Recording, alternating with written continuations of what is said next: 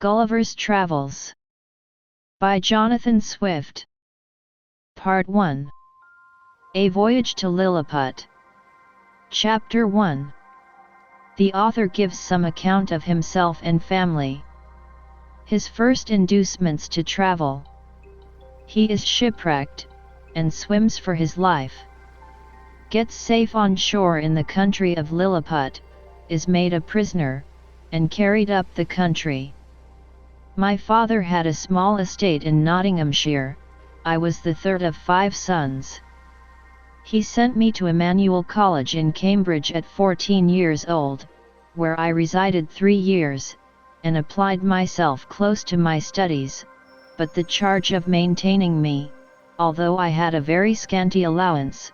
being too great for a narrow fortune, I was bound apprentice to Mr. James Bates, an eminent surgeon in London, with whom I continued 4 years. My father now and then sending me small sums of money, I laid them out in learning navigation, and other parts of the mathematics, useful to those who intend to travel, as I always believed it would be, some time or other, my fortune to do. When I left Mr. Bates, I went down to my father, where, by the assistance of him and my uncle John, and some other relations, I got £40, and a promise of £30 a year to maintain me at Leiden. There I studied physic 2 years and 7 months, knowing it would be useful in long voyages. Soon after my return from Leiden, I was recommended by my good master, Mr. Bates, to be surgeon to the Swallow, Captain Abraham Pannell, commander, with whom I continued 3 years and a half, making a voyage or 2 into the Levant, and some other parts. When I came back I resolved to settle in London, to which Mr. Bates, my master, encouraged me, and by him I was recommended to several patients. I took part of a small house in the Old Jewry, and being advised to alter my condition, I married Mrs. Mary Burton, second daughter to Mr. Edmund Burton, hosier, in Newgate Street, with whom I received £400 for a portion. But my good master Bates dying in 2 years after, and I having few friends, my business began to fail, for my conscience would not suffer me to imitate the bad practice of too many among my brethren. Having therefore consulted with my wife, and some of my acquaintance, I determined to go again to sea. I was surgeon successively in 2 ships, and made several voyages, for 6 years, to the East and West Indies, by which I got some addition to my fortune. My hours of leisure I spent in reading the best authors, ancient and modern, being always provided with a good number of books, and when I was ashore, in observing the manners and dispositions of the people, as well as learning their language, wherein I had a great facility, by the strength of my memory. The last of these voyages not proving very fortunate, I grew weary of the sea, and intended to stay at home with my wife and family. I removed from the Old Jewry to Fetter Lane, and from thence to Wapping,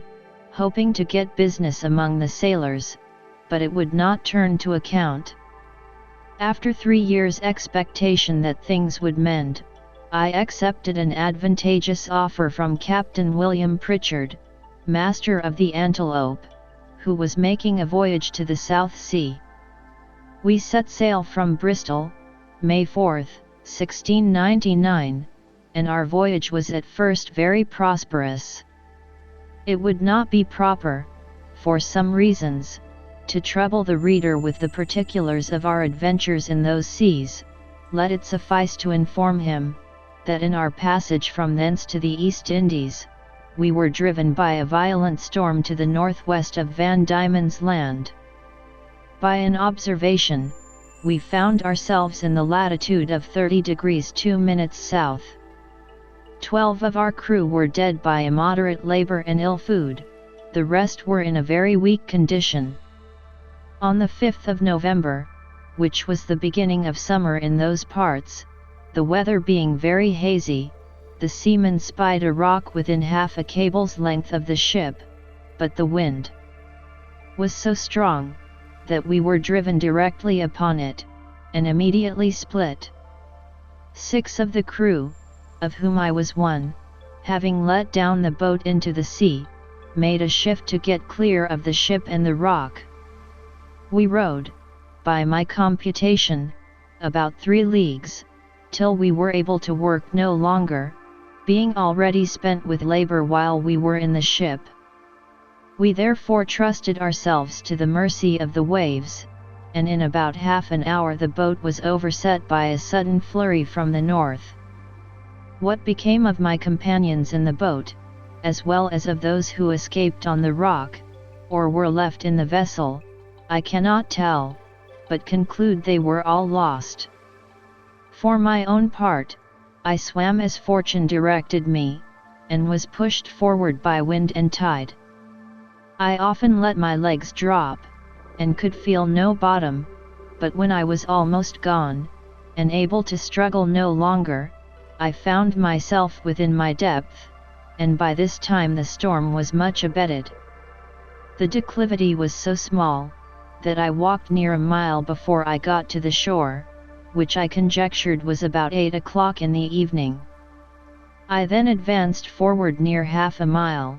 but could not discover any sign of houses or inhabitants, at least I was in so weak a condition, that I did not observe them. I was extremely tired, and with that, and the heat of the weather, and about half a pint of brandy that I drank as I left the ship, I found myself much inclined to sleep.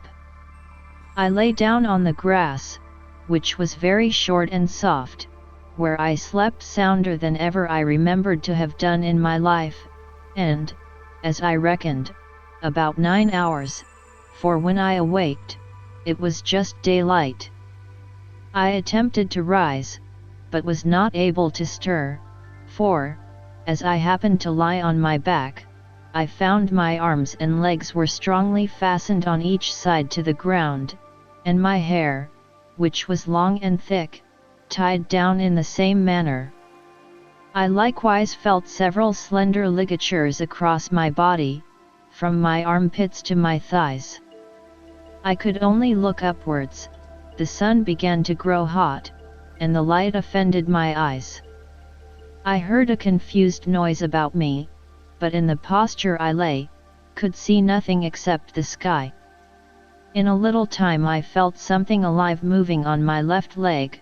which advancing gently forward over my breast, came almost up to my chin, when, bending my eyes downwards as much as I could, I perceived it to be a human creature not 6 inches high, with a bow and arrow in his hands, and a quiver at his back. In the meantime, I felt at least 40 more of the same kind, as I conjectured, following the first. I was in the utmost astonishment, and roared so loud, that they all ran back in a fright, and some of them, as I was afterwards told, were hurt with the falls they got by leaping from my sides upon the ground. However, they soon returned, and one of them, who ventured so far as to get a full sight of my face, lifting up his hands and eyes by way of admiration, cried out in a shrill but distinct voice, "Hakina di Gul." The others repeated the same words several times, but then I knew not what they meant. I lay all this while, as the reader may believe, in great uneasiness. At length, struggling to get loose, I had the fortune to break the strings, and wrench out the pegs that fastened my left arm to the ground, for, by lifting it up to my face, I discovered the methods they had taken to bind me, and at the same time with a violent pull, which gave me excessive pain, I a little loosened the strings that tied down my hair on the left side, so that I was just able to turn my head about 2 inches. But the creatures ran off a second time, before I could seize them, whereupon there was a great shout in a very shrill accent, and after it ceased I heard one of them cry aloud Tolgo phonic, when in an instant I felt above 100 arrows discharged on my left hand, which pricked me like so many needles, and besides, they shot another flight into the air, as we do bombs in Europe. Whereof many, I suppose, fell on my body, though I felt them not, and some on my face, which I immediately covered with my left hand. When this shower of arrows was over, I fell a groaning with grief and pain, and then striving again to get loose, they discharged another volley larger than the first, and some of them attempted with spears to stick me in the sides, but by good luck I had on a buff jerkin, which they could not pierce. I thought it the most prudent method to lie still, and my design was to continue so till night, when, my left hand being already loose, I could easily free myself, and as for the inhabitants, I had reason to believe I might be a match for the greatest army they could bring against me, if they were all of the same size with him that I saw. But fortune disposed otherwise of me. When the people observed I was quiet, they discharged no more arrows, but, by the noise I heard, I knew their numbers increased, and about 4 yards from me, over against my right ear, I heard a knocking for above an hour, like that of people at work, when turning my head that way, as well as the pegs and strings would permit me, I saw a stage erected about 1.5 feet from the ground, capable of holding 4 of the inhabitants, with 2 or 3 ladders to mount it, from whence one of them, who seemed to be a person of quality, made me a long speech, whereof I understood not one syllable. But I should have mentioned, that before the principal person began his oration, he cried out 3 times, Lang grosti hol san. These words and the former were afterwards repeated and explained to me, whereupon, immediately, about 50 of the inhabitants came and cut the strings that fastened the left side of my head, which gave me the liberty of turning it to the right, and of observing the person and gesture of him that was to speak. He appeared to be of a middle age, and taller than any of the other 3 who attended him, whereof one was a page that held up his train, and seemed to be somewhat longer than my middle finger, the other 2 stood one on each side to support him. He acted every part of an orator, and I could observe many periods of threatenings, and others of promises, pity, and kindness. I answered in a few words, but in the most submissive manner, lifting up my left hand, and both my eyes to the sun, as calling him for a witness, and being almost famished with hunger, having not eaten a morsel for some hours before I left the ship, I found the demands of nature so strong upon me, that I could not forbear showing my impatience, perhaps against the strict rules of decency, by putting my finger frequently to my mouth, to signify that I wanted food. The Hergo, for so they call a great lord, as I afterwards learnt, understood me very well. He descended from the stage, and commanded that several ladders should be applied to my sides, on which above 100 of the inhabitants mounted and walked towards my mouth, laden with baskets full of meat, which had been provided and sent thither by the king's orders, upon the first intelligence he received of me. I observed there was the flesh of several animals, but could not distinguish them by the taste. There were shoulders, legs, and loins, shaped like those of mutton, and very well dressed, but smaller than the wings of a lark. I ate them by 2 or 3 at a mouthful, and took 3 loaves at a time, about the bigness of musket bullets.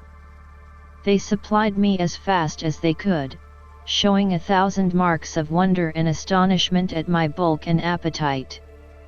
I then made another sign, that I wanted drink. They found by my eating that a small quantity would not suffice me, and being a most ingenious people, they slung up, with great dexterity, one of their largest hogsheads, then rolled it towards my hand, and beat out the top. I drank it off at a draught, which I might well do, for it did not hold half a pint, and tasted like a small wine of Burgundy, but much more delicious. They brought me a second hogshead, which I drank in the same manner, and made signs for more, but they had none to give me. When I had performed these wonders, they shouted for joy, and danced upon my breast, repeating several times as they did at first, Hakina di Gol.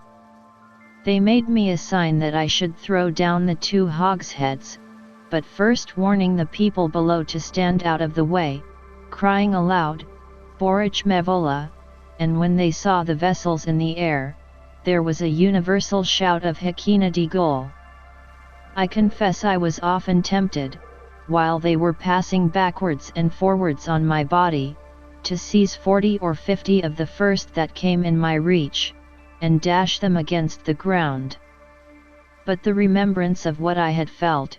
which probably might not be the worst they could do, and the promise of honor I made them, for so I interpreted my submissive behavior, soon drove out these imaginations.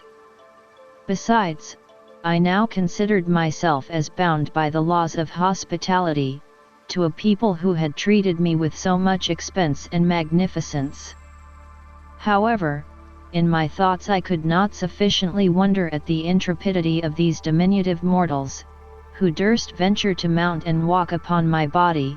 while one of my hands was at liberty, without trembling at the very sight of so prodigious a creature as I must appear to them. After some time, when they observed that I made no more demands for meat, there appeared before me a person of high rank from His Imperial Majesty. His Excellency, having mounted on the small of my right leg,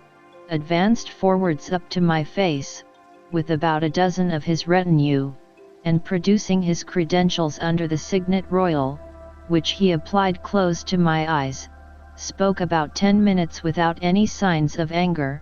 but with a kind of determinate resolution, often pointing forwards, which, as I afterwards found, was towards the capital city, about half a mile distant, whither it was agreed by His Majesty in council that I must be conveyed. I answered in few words, but to no purpose, and made a sign with my hand that was loose, putting it to the other, but over His Excellency's head for fear of hurting him or his train, and then to my own head and body, to signify that I desired my liberty. It appeared that he understood me well enough, for he shook his head by way of disapprobation, and held his hand in a posture to show that I must be carried as a prisoner. However, he made other signs to let me understand that I should have meat and drink enough, and very good treatment. Whereupon I once more thought of attempting to break my bonds, but again, when I felt the smart of their arrows upon my face and hands, which were all in blisters, and many of the darts still sticking in them, and observing likewise that the number of my enemies increased, I gave tokens to let them know that they might do with me what they pleased. Upon this, the Hergo and his train withdrew, with much civility and cheerful countenances. Soon after I heard a general shout, with frequent repetitions of the words peplum selen, and I felt great numbers of people on my left side relaxing the cords to such a degree, that I was able to turn upon my right, and to ease myself with making water, which I very plentifully did, to the great astonishment of the people, who, conjecturing by my motion what I was going to do, immediately opened to the right and left on that side, to avoid the torrent, which fell with such noise and violence from me. But before this, they had daubed my face and both my hands with a sort of ointment, very pleasant to the smell, which, in a few minutes, removed all the smart of their arrows. These circumstances, added to the refreshment I had received by their victuals and drink, which were very nourishing, disposed me to sleep. I slept about 8 hours, as I was afterwards assured, and it was no wonder, for the physicians, by the emperor's order, had mingled a sleepy potion in the hogsheads of wine. It seems, that upon the first moment I was discovered sleeping on the ground, after my landing, the emperor had early notice of it by an express, and determined in council, that I should be tied in the manner I have related, which was done in the night while I slept, that plenty of meat and drink should be sent to me, and a machine prepared to carry me to the capital city. This resolution perhaps may appear very bold and dangerous, and I am confident would not be imitated by any prince in Europe on the like occasion. However, in my opinion, it was extremely prudent, as well as generous, for, supposing these people had endeavored to kill me with their spears and arrows, while I was asleep, I should certainly have awaked with the first sense of smart, which might so far have roused my rage and strength, as to have enabled me to break the strings wherewith I was tied, after which, as they were not able to make resistance, so they could expect no mercy. These people are most excellent mathematicians, and arrived to a great perfection in mechanics, by the countenance and encouragement of the emperor, who is a renowned patron of learning. This prince has several machines fixed on wheels, for the carriage of trees and other great weights. He often builds his largest men of war, whereof some are 9 feet long, in the woods where the timber grows, and has them carried on these engines 300 or 400 yards to the sea. 500 carpenters and engineers were immediately set at work to prepare the greatest engine they had. It was a frame of wood raised 3 inches from the ground, about 7 feet long, and 4 wide, moving upon 22 wheels. The shout I heard was upon the arrival of this engine, which, it seems, set out in 4 hours after my landing. It was brought parallel to me, as I lay. But the principal difficulty was to raise and place me in this vehicle. 80 poles, each of 1 foot high, were erected for this purpose, and very strong cords, of the bigness of pack-thread, were fastened by hooks to many bandages, which the workmen had girt round my neck, my hands, my body, and my legs. 900 of the strongest men were employed to draw up these cords, by many pulleys fastened on the poles, and thus, in less than 3 hours, I was raised and slung into the engine, and there tied fast. All this I was told, for, while the operation was performing, I lay in a profound sleep, by the force of that soporiferous medicine infused into my liquor. 1,500 of the emperor's largest horses, each about 4 inches and a half high, were employed to draw me towards the metropolis, which, as I said, was half a mile distant. About 4 hours after we began our journey, I awaked by a very ridiculous accident, for the carriage being stopped a while, to adjust something that was out of order, 2 or 3 of the young natives had the curiosity to see how I looked when I was asleep. They climbed up into the engine, and advancing very softly to my face, one of them, an officer in the guards, put the sharp end of his half-pike a good way up into my left nostril, which tickled my nose like a straw, and made me sneeze violently, whereupon they stole off unperceived, and it was 3 weeks before I knew the cause of my waking so suddenly. We made a long march the remaining part of the day, and rested at night with 500 guards on each side of me, half with torches, and half with bows and arrows, ready to shoot me if I should offer to stir. The next morning at sunrise we continued our march, and arrived within 200 yards of the city gates about noon. The emperor, and all his court, came out to meet us, but his great officers would by no means suffer his majesty to endanger his person by mounting on my body. At the place where the carriage stopped there stood an ancient temple, esteemed to be the largest in the whole kingdom, which, having been polluted some years before by an unnatural murder, was, according to the zeal of those people, looked upon as profane, and therefore had been applied to common use, and all the ornaments and furniture carried away. In this edifice it was determined I should lodge. The great gate fronting to the north was about 4 feet high, and almost 2 feet wide, through which I could easily creep. On each side of the gate was a small window, not above 6 inches from the ground. Into that on the left side, the king's smith conveyed 11 chains, like those that hang to a lady's watch in Europe, and almost as large, which were locked to my left leg with 36 padlocks. Over against this temple, on the other side of the great highway, at 20 feet distance, there was a turret at least 5 feet high. Here the emperor ascended, with many principal lords of his court, to have an opportunity of viewing me, as I was told,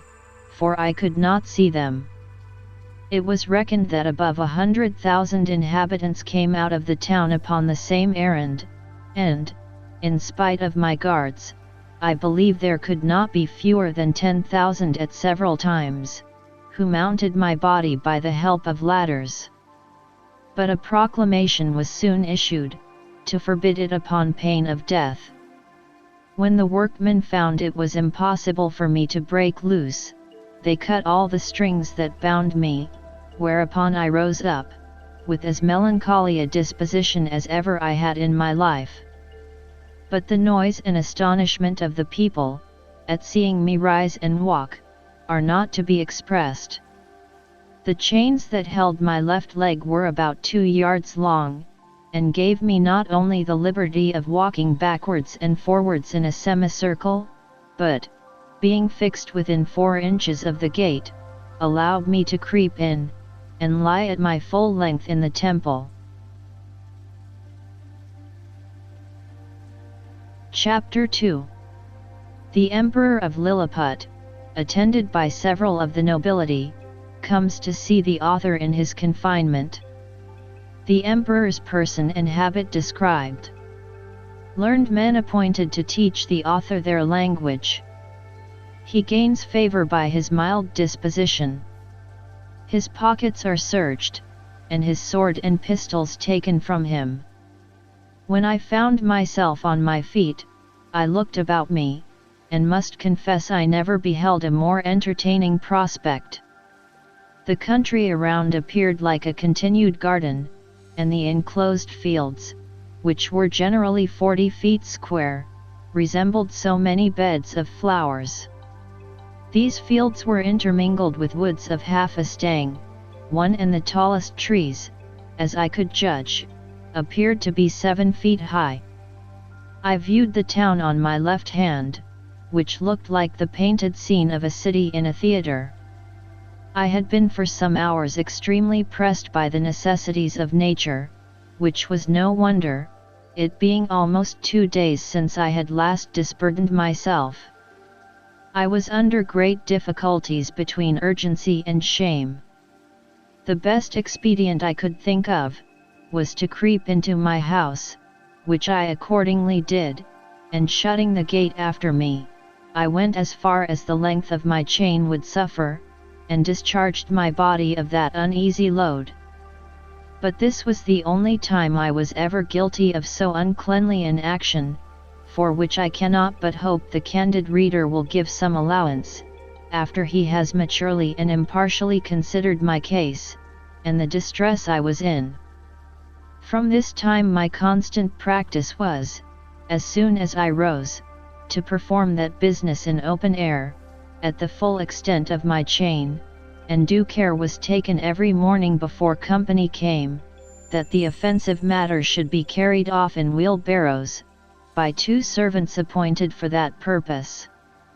I would not have dwelt so long upon a circumstance that, perhaps, at first sight, may appear not very momentous, if I had not thought it necessary to justify my character, in point of cleanliness, to the world, which, I am told, some of my maligners have been pleased, upon this and other occasions, to call in question. When this adventure was at an end, I came back out of my house, having occasion for fresh air. The emperor was already descended from the tower, and advancing on horseback towards me, which had like to have cost him dear, for the beast, though very well trained, yet wholly unused to such a sight, which appeared as if a mountain moved before him, reared up on its hinder feet, but that prince, who is an excellent horseman, kept his seat, till his attendants ran in, and held the bridle, while his majesty had time to dismount. When he alighted, he surveyed me round with great admiration, but kept beyond the length of my chain. He ordered his cooks and butlers, who were already prepared, to give me victuals and drink, which they pushed forward in a sort of vehicles upon wheels, till I could reach them. I took these vehicles and soon emptied them all. 20 of them were filled with meat, and 10 with liquor. Each of the former afforded me 2 or 3 good mouthfuls, and I emptied the liquor of 10 vessels, which was contained in earthen vials, into one vehicle, drinking it off at a draught, and so I did with the rest. The empress, and young princes of the blood of both sexes, attended by many ladies, sat at some distance in their chairs, but upon the accident that happened to the emperor's horse, they alighted, and came near his person, which I am now going to describe. He is taller by almost the breadth of my nail, than any of his court, which alone is enough to strike an awe into the beholders.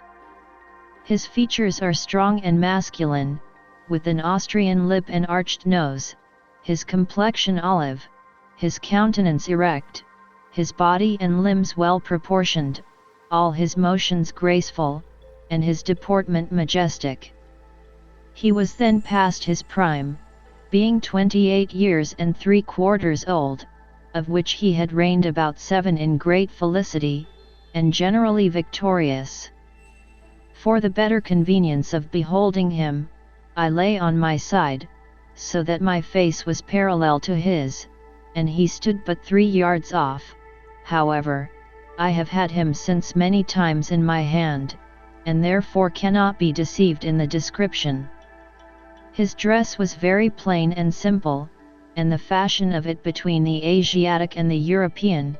but he had on his head a light helmet of gold, adorned with jewels, and a plume on the crest. He held his sword drawn in his hand to defend himself, if I should happen to break loose. It was almost 3 inches long, the hilt and scabbard were gold enriched with diamonds. His voice was shrill, but very clear and articulate, and I could distinctly hear it when I stood up. The ladies and courtiers were all most magnificently clad, so that the spot they stood upon seemed to resemble a petticoat spread upon the ground, embroidered with figures of gold and silver. His Imperial Majesty spoke often to me, and I returned answers, but neither of us could understand a syllable. There were several of his priests and lawyers present, as I conjectured by their habits, who were commanded to address themselves to me, and I spoke to them in as many languages as I had the least smattering of,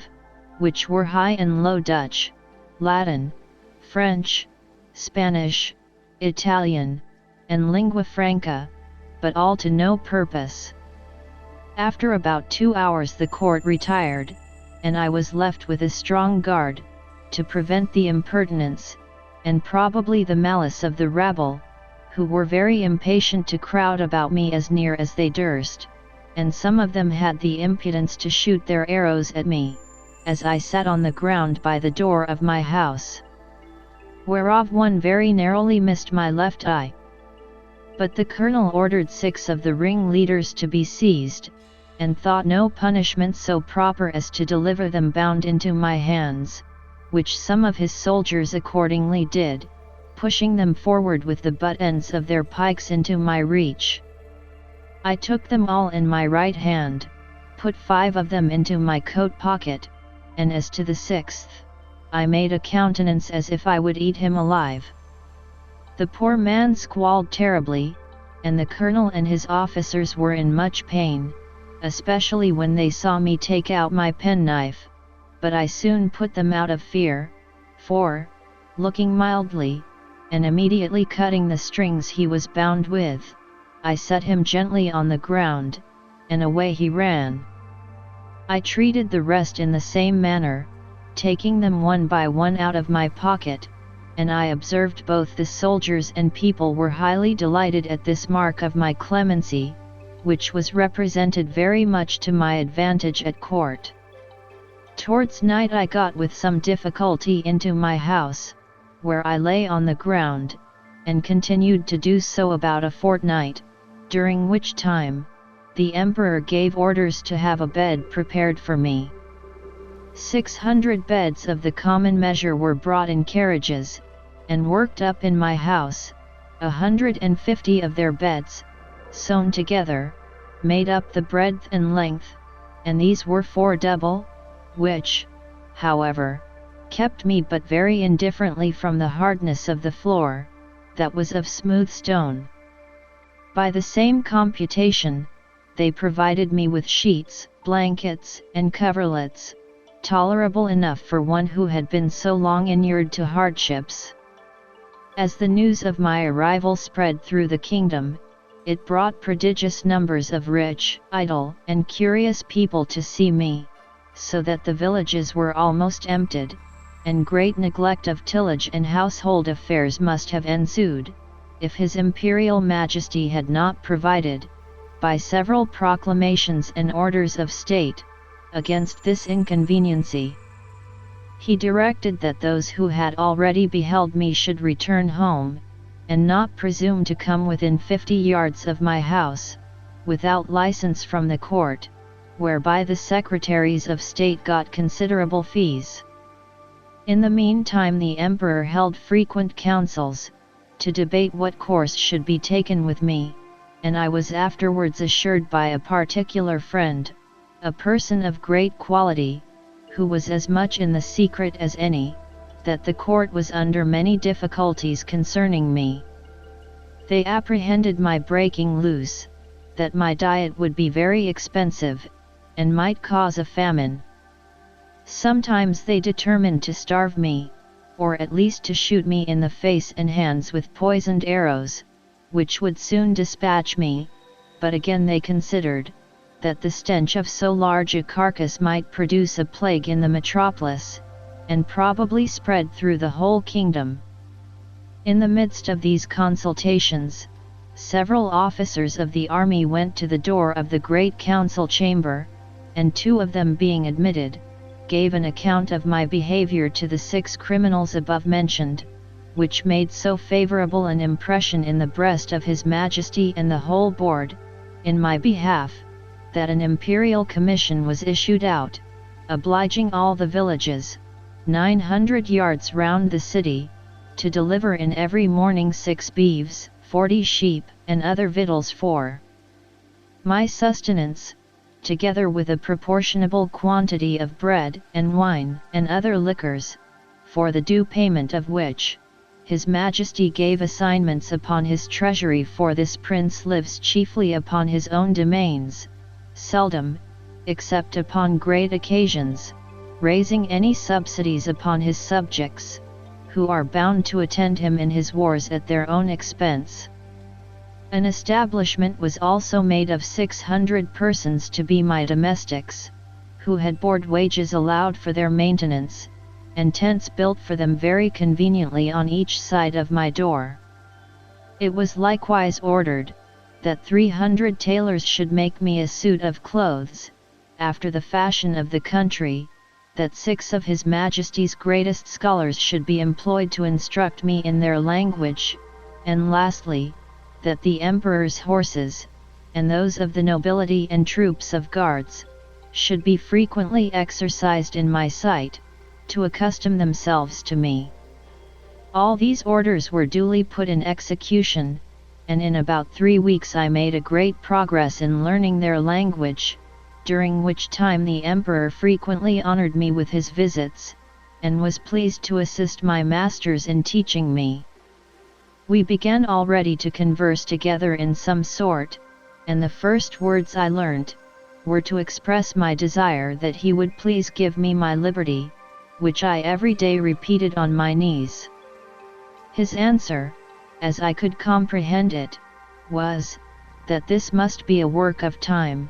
not to be thought on without the advice of his council, and that first I must lumos culmin peso desmerolon impeso, that is, swear a peace with him and his kingdom. However, that I should be used with all kindness. And he advised me to acquire, by my patience and discreet behavior, the good opinion of himself and his subjects.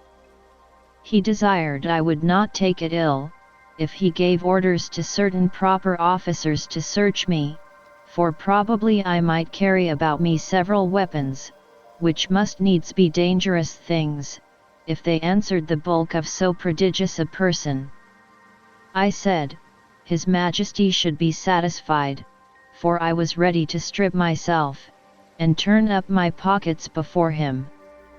This I delivered part in words, and part in signs. He replied, that, by the laws of the kingdom, I must be searched by 2 of his officers,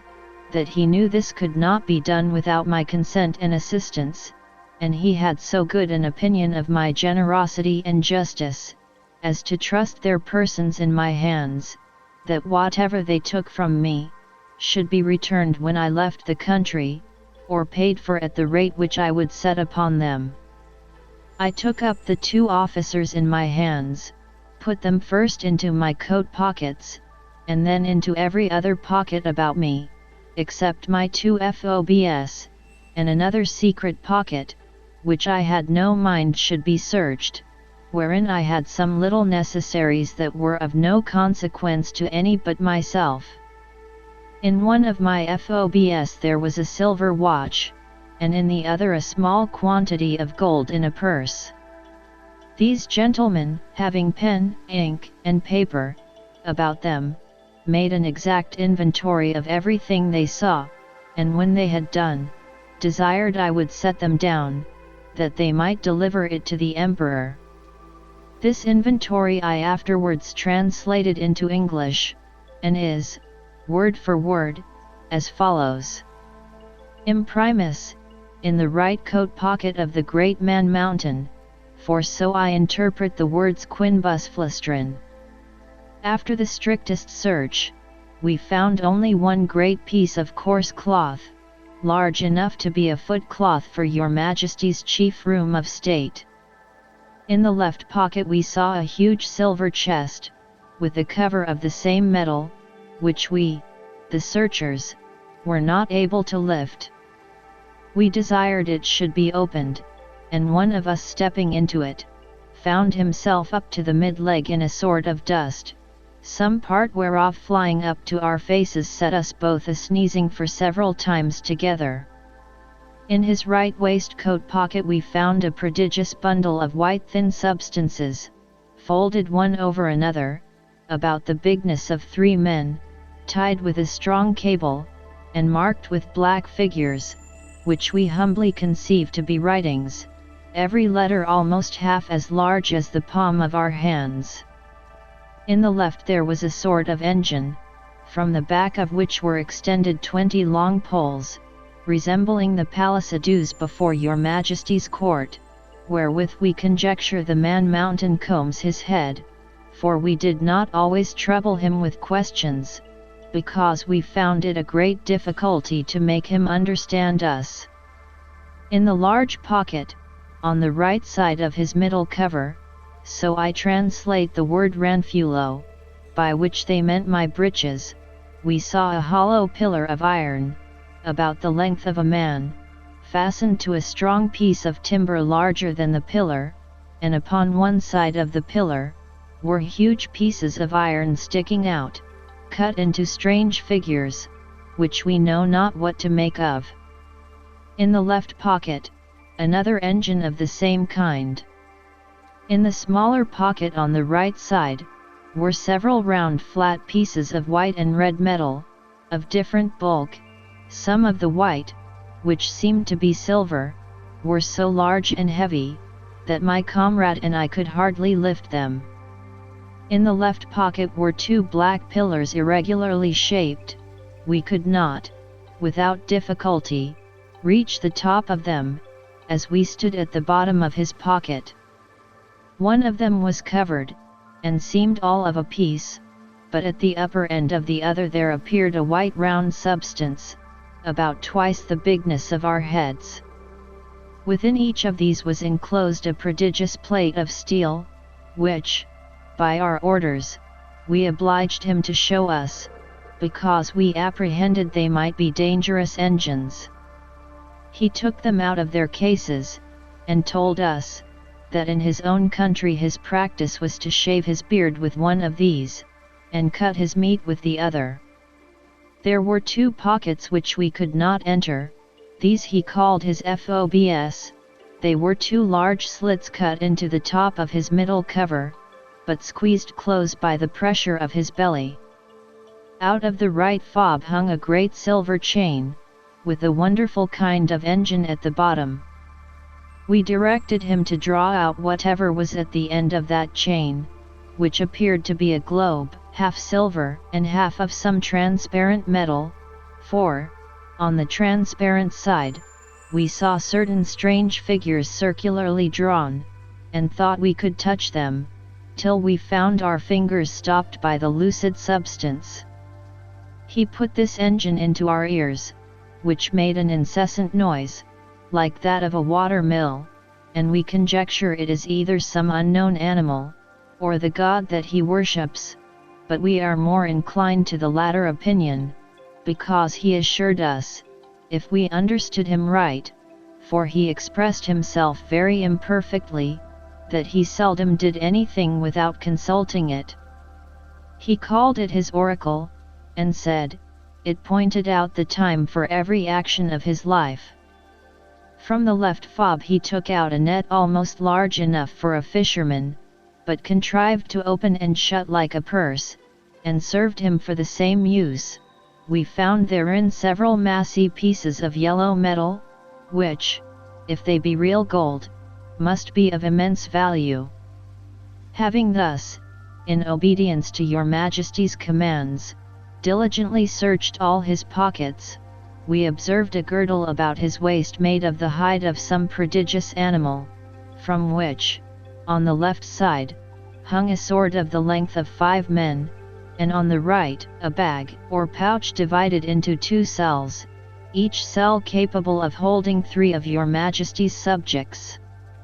In one of these cells were several globes, or balls, of a most ponderous metal, about the bigness of our heads, and requiring a strong hand to lift them. The other cell contained a heap of certain black grains, but of no great bulk or weight,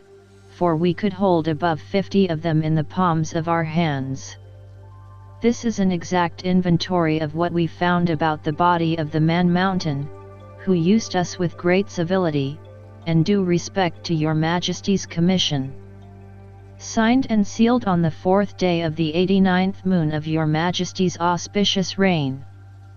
Clefrin Freelock, Marcy Freelock.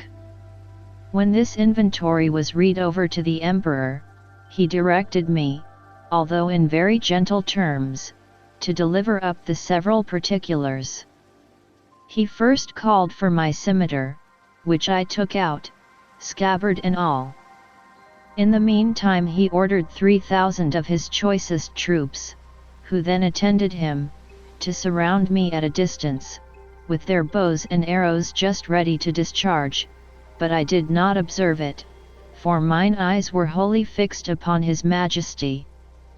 He then desired me to draw my scimitar, which, although it had got some rust by the sea water, was, in most parts, exceeding bright. I did so, and immediately all the troops gave a shout between terror and surprise, for the sun shone clear, and the reflection dazzled their eyes, as I waved the scimitar to and fro in my hand. His Majesty, who is a most magnanimous prince, was less daunted than I could expect. He ordered me to return it into the scabbard, and cast it on the ground as gently as I could, about 6 feet from the end of my chain. The next thing he demanded was one of the hollow iron pillars, by which he meant my pocket pistols. I drew it out, and at his desire, as well as I could, expressed to him the use of it, and charging it only with powder, which, by the closeness of my pouch, happened to escape wetting in the sea, an inconvenience against which all prudent mariners take special care to provide, I first cautioned the Emperor not to be afraid, and then I let it off in the air. The astonishment here was much greater than at the sight of my scimitar. Hundreds fell down as if they had been struck dead, and even the Emperor, although he stood his ground, could not recover himself for some time. I delivered up both my pistols in the same manner as I had done my scimitar, and then my pouch of powder and bullets, begging him that the former might be kept from fire, for it would kindle with the smallest spark, and blow up his imperial palace into the air. I likewise delivered up my watch, which the Emperor was very curious to see, and commanded 2 of his tallest yeomen of the guards to bear it on a pole upon their shoulders, as draymen in England do a barrel of ale. He was amazed at the continual noise it made, and the motion of the minute hand, which he could easily discern, for their sight is much more acute than ours. He asked the opinions of his learned men about it, which were various and remote, as the reader may well imagine without my repeating, although indeed I could not very perfectly understand them. I then gave up my silver and copper money, my purse, with 9 large pieces of gold, and some smaller ones, my knife and razor, my comb and silver snuff box, my handkerchief and journal book. My scimitar, pistols, and pouch were conveyed in carriages to His Majesty's stores, but the rest of my goods were returned me. I had, as I before observed, 1 private pocket, which escaped their search, wherein there was a pair of spectacles, which I sometimes use for the weakness of mine eyes, a pocket perspective, and some other little conveniences, which, being of no consequence to the Emperor, I did not think myself bound in honor to discover, and I apprehended they might be lost or spoiled if I ventured them out of my possession. Chapter 3. The author diverts the Emperor, and his nobility of both sexes, in a very uncommon manner. The diversions of the court of Lilliput described. The author has his liberty granted him upon certain conditions. My gentleness and good behavior had gained so far on the Emperor and his court, and indeed upon the army and people in general, that I began to conceive hopes of getting my liberty in a short time. I took all possible methods to cultivate this favorable disposition. The natives came, by degrees, to be less apprehensive of any danger from me. I would sometimes lie down, and let 5 or 6 of them dance on my hand, and at last the boys and girls would venture to come and play at hide and seek in my hair. I had now made a good progress in understanding and speaking the language. The Emperor had a mind one day to entertain me with several of the country shows, wherein they exceed all nations I have known, both for dexterity and magnificence. I was diverted with none so much as that of the rope dancers, performed upon a slender white thread, extended about 2 feet, and 12 inches from the ground. Upon which I shall desire liberty, with the reader's patience, to enlarge a little. This diversion is only practiced by those persons who are candidates for great employments, and high favor at court. They are trained in this art from their youth, and are not always of noble birth, or liberal education. When a great office is vacant, either by death or disgrace, which often happens, 5 or 6 of those candidates petition the emperor to entertain his majesty and the court with a dance on the rope, and whoever jumps the highest, without falling, succeeds in the office. Very often the chief ministers themselves are commanded to show their skill, and to convince the emperor that they have not lost their faculty. Flimnap, the treasurer, is allowed to cut a caper on the straight rope, at least an inch higher than any other lord in the whole empire. I have seen him do the somerset several times together, upon a trencher fixed on a rope which is no thicker than a common packthread in England. My friend Reldressel, principal secretary for private affairs, is, in my opinion, if I am not partial, the second after the treasurer. The rest of the great officers are much upon a par. These diversions are often attended with fatal accidents, whereof great numbers are on record. I myself have seen 2 or 3 candidates break a limb. But the danger is much greater, when the ministers themselves are commanded to show their dexterity, for, by contending to excel themselves and their fellows, they strain so far that there is hardly one of them who has not received a fall, and some of them 2 or 3. I was assured that, a year or 2 before my arrival, Flimnap would infallibly have broke his neck, if one of the king's cushions, that accidentally lay on the ground, had not weakened the force of his fall. There is likewise another diversion, which is only shown before the emperor and empress, and first minister, upon particular occasions. The emperor lays on the table 3 fine silken threads of 6 inches long, one is blue, the other red, and the third green.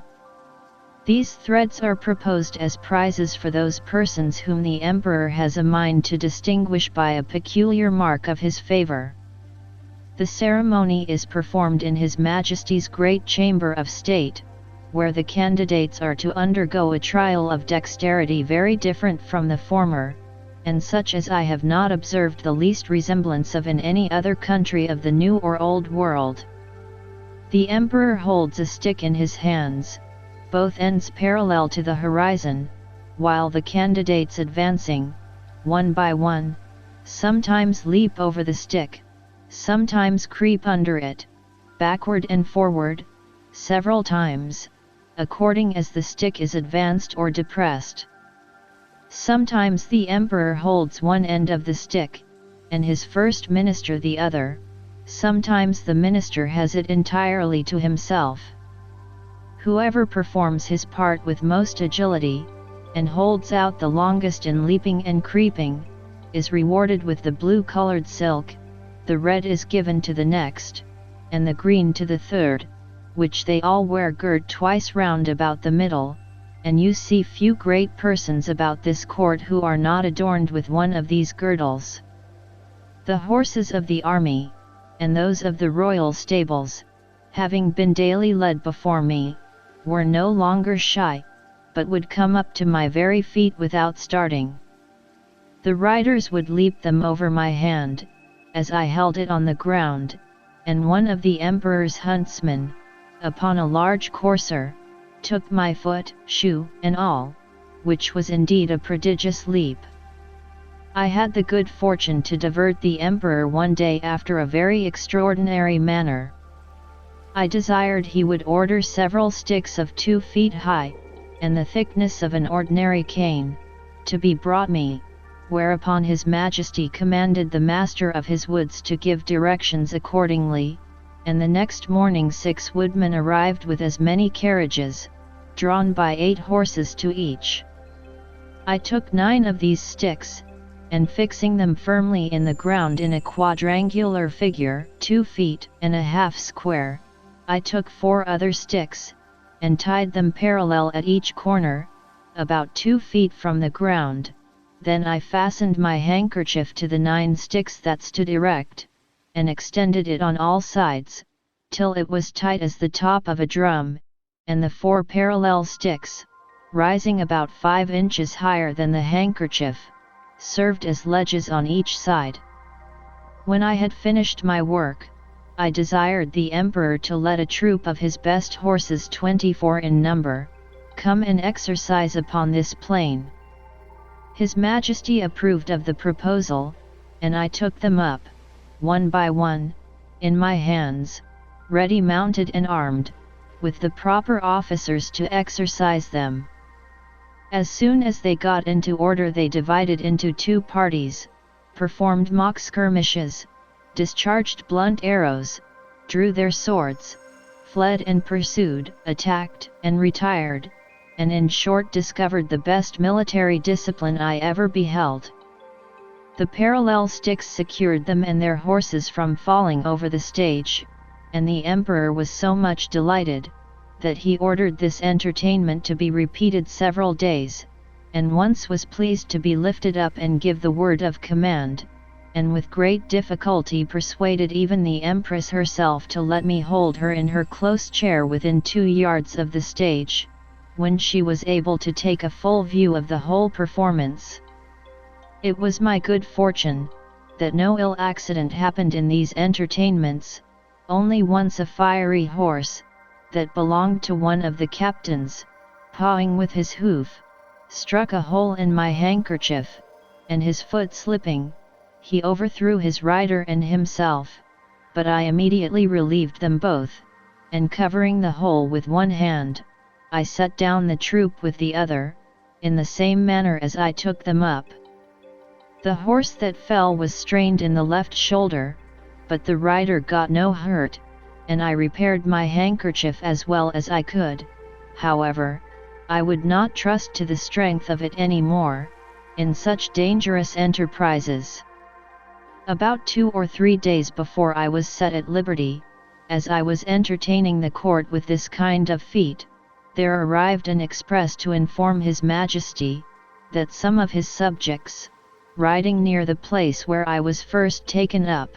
had seen a great black substance lying on the around, very oddly shaped, extending its edges round, as wide as His Majesty's bedchamber, and rising up in the middle as high as a man, that it was no living creature, as they at first apprehended, for it lay on the grass without motion, and some of them had walked round it several times, that, by mounting upon each other's shoulders, they had got to the top, which was flat and even,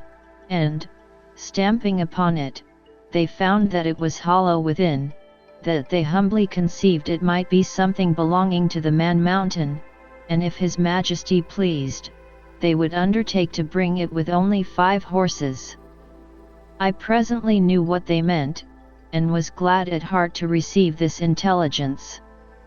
It seems, upon my first reaching the shore after our shipwreck, I was in such confusion, that before I came to the place where I went to sleep,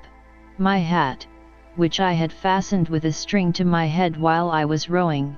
and had stuck on all the time I was swimming, fell off after I came to land,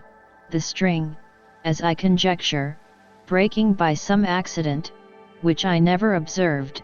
but thought my hat had been lost at sea. I entreated His Imperial Majesty to give orders it might be brought to me as soon as possible, describing to him the use and the nature of it, and the next day the wagoners arrived with it,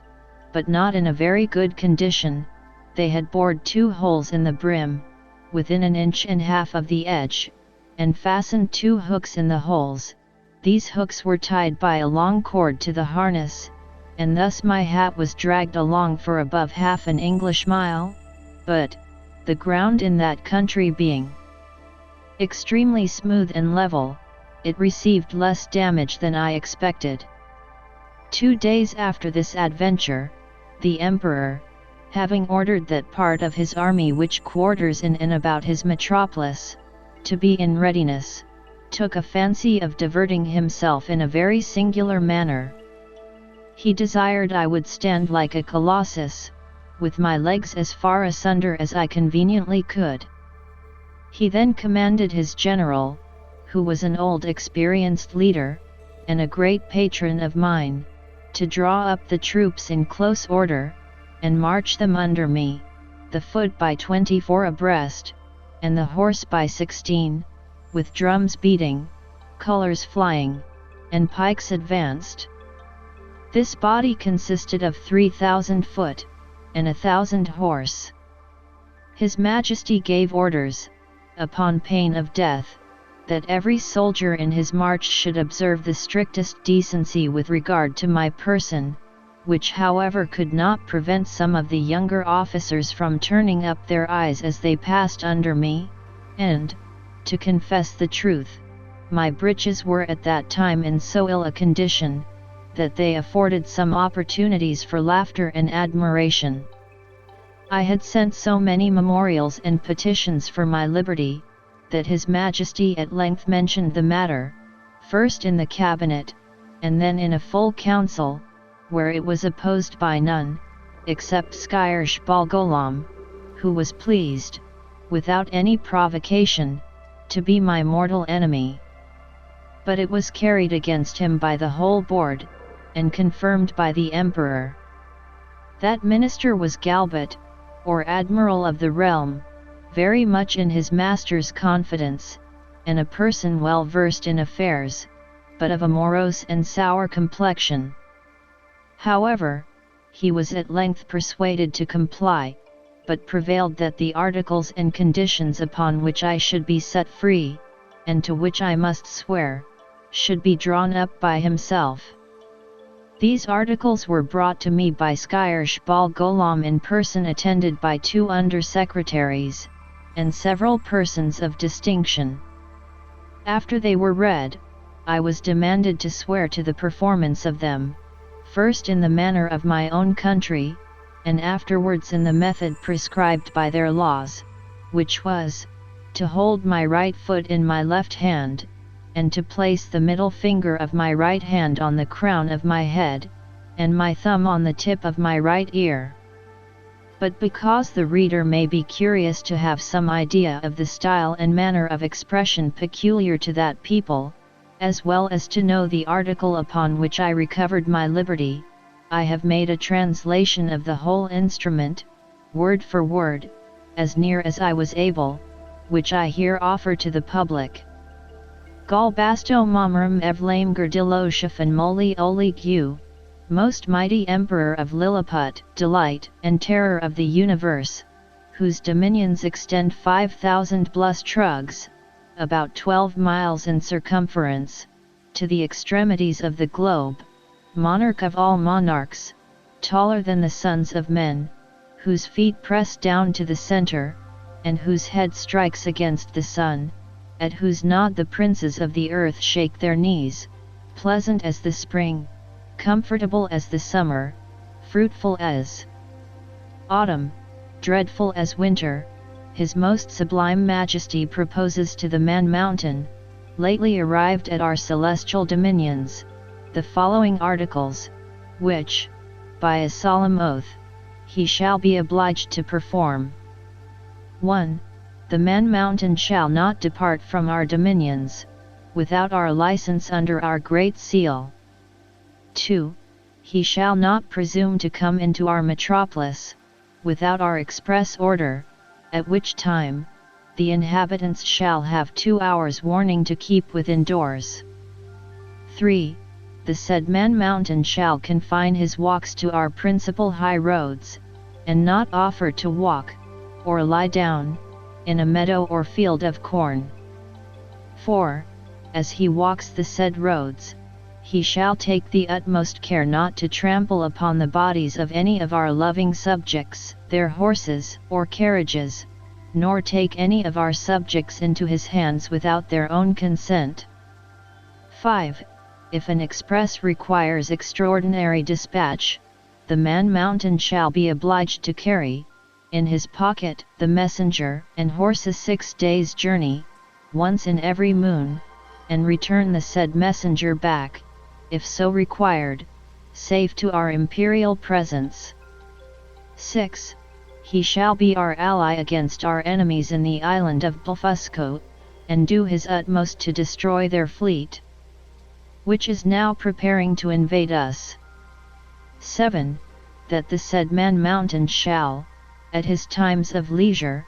be aiding and assisting to our workmen, in helping to raise certain great stones, towards covering the wall of the principal park, and other our royal buildings. 8. That the said man-mountain shall, in 2 moons' time, deliver in an exact survey of the circumference of our dominions, by a computation of his own paces round the coast. Lastly, that, upon his solemn oath to observe all the above articles, the said man-mountain shall have a daily allowance of meat and drink sufficient for the support of 1,724 of our subjects, with free access to our royal person, and other marks of our favour. Given at our palace at Belfaborac, the 12th day of the 91st moon of our reign. I swore and subscribed to these articles with great cheerfulness and content, although some of them were not so honourable as I could have wished, which proceeded wholly from the malice of Skyresh Bolgolam, the High Admiral, whereupon my chains were immediately unlocked, and I was at full liberty. The Emperor himself, in person, did me the honour to be by at the whole ceremony. I made my acknowledgments by prostrating myself at His Majesty's feet, but he commanded me to rise, and after many gracious expressions, which, to avoid the censure of vanity, I shall not repeat, he added, that he hoped I should prove a useful servant, and well deserve all the favours he had already conferred upon me, or might do for the future. The reader may please to observe, that, in the last article of the recovery of my liberty, the Emperor stipulates to allow me a quantity of meat and drink sufficient for the support of 1,724 Lilliputians. Some time after, asking a friend at court how they came to fix on that determinate number, he told me that His Majesty's mathematicians, having taken the height of my body by the help of a quadrant, and finding it to exceed theirs in the proportion of 12 to 1, they concluded from the similarity of their bodies, that mine must contain at least 1,724 of theirs, and consequently would require as much food as was necessary to support that number of Lilliputians. By which the reader may conceive an idea of the ingenuity of that people, as well as the prudent and exact economy of so great a prince. Chapter 4. Mild Endo, the metropolis of Lilliput, described, together with the Emperor's palace. A conversation between the author and a principal secretary, concerning the affairs of that empire. The author's offers to serve the Emperor in his wars. The first request I made, after I had obtained my liberty, was, that I might have license to see Mild Endo, the metropolis, which the Emperor easily granted me, but with a special charge to do no hurt either to the inhabitants or their houses. The people had notice, by proclamation, of my design to visit the town. The wall which encompassed it is 2 feet and a half high, and at least 11 inches broad, so that a coach and horses may be driven very safely round it, and it is flanked with strong towers at 10 feet distance. I stepped over the great western gate, and passed very gently, and sidling, through the 2 principal streets, only in my short waistcoat, for fear of damaging the roofs and eaves of the houses with the skirts of my coat. I walked with the utmost circumspection, to avoid treading on any stragglers who might remain in the streets, although the orders were very strict. that all people should keep in their houses, at their own peril. The garret windows and tops of houses were so crowded with spectators, that I thought in all my travels I had not seen a more populous place. The city is an exact square, each side of the wall being 500 feet long. The two great streets, which run across and divide it into 4 quarters, are 5 feet wide. The lanes and alleys, which I could not enter, but only view them as I passed, are from 12 to 18 inches. The town is capable of holding 500,000 souls, the houses are from 3 to 5 stories, the shops and markets well provided. The emperor's palace is in the center of the city where the two great streets meet. It is enclosed by a wall of 2 feet high, and 20 feet distance from the buildings. I had His Majesty's permission to step over this wall, and, the space being so wide between that and the palace, I could easily view it on every side. The outward court is a square of 40 feet, and includes 2 other courts. In the inmost are the royal apartments, which I was very desirous to see, but found it extremely difficult, for the great gates, from one square into another, were but 18 inches high, and 7 inches wide. Now the buildings of the outer court were at least 5 feet high, and it was impossible for me to stride over them without infinite damage to the pile, though the walls were strongly built of hewn stone, and 4 inches thick. At the same time the emperor had a great desire that I should see the magnificence of his palace, but this I was not able to do till 3 days after, which I spent in cutting down with my knife some of the largest trees in the royal park, about 100 yards distant from the city. Of these trees I made 2 stools, each about 3 feet high, and strong enough to bear my weight. The people having received notice a second time, I went again through the city to the palace with my 2 stools in my hands. When I came to the side of the outer court, I stood upon one stool, and took the other in my hand. This I lifted over the roof, and gently set it down on the space between the first and second court, which was 8 feet wide. I then stepped over the building very conveniently from one stool to the other, and drew up the first after me with a hook stick. By this contrivance I got into the inmost court, and, lying down upon my side, I applied my face to the windows of the middle stories, which were left open on purpose, and discovered the most splendid apartments that can be imagined. There I saw the Empress and the young princes, in their several lodgings, with their chief attendants about them. Her Imperial Majesty was pleased to smile very graciously upon me, and gave me out of the window her hand to kiss. But I shall not anticipate the reader with further descriptions of this kind, because I reserve them for a greater work, which is now almost ready for the press, containing a general description of this empire, from its first erection, through a long series of princes, with a particular account of their wars and politics, laws, learning, and religion, their plants and animals, their peculiar manners and customs, with other matters very curious and useful, my chief design at present being only to relate such events and transactions as happened to the public or to myself during a residence of about 9 months in that empire. One morning, about a fortnight after I had obtained my liberty, Reldressel, principal secretary, as they style him, for private affairs, came to my house attended only by one servant.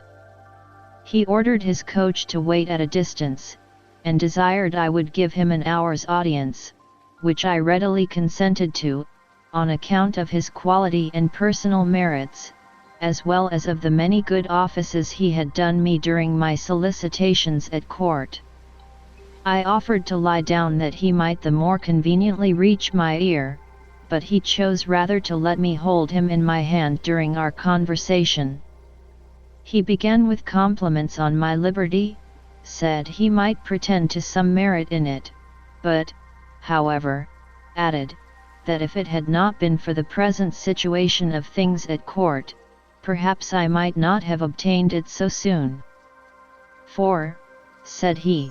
as flourishing a condition as we may appear to be in to foreigners, we labor under two mighty evils, a violent faction at home, and the danger of an invasion, by a most potent enemy, from abroad. As to the first, you are to understand, that for about 70 moons past there have been two struggling parties in this empire, under the names of Tremexon and Slamexon, from the high and low heels of their shoes,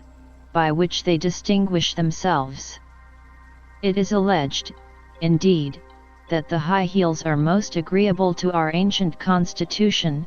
but, however this be, His Majesty has determined to make use only of low heels in the administration of the government, and all offices in the gift of the crown, as you cannot but observe, and particularly that His Majesty's imperial heels are lower at least by a drawer than any of his court. Drawer is a measure about the 14th part of an inch.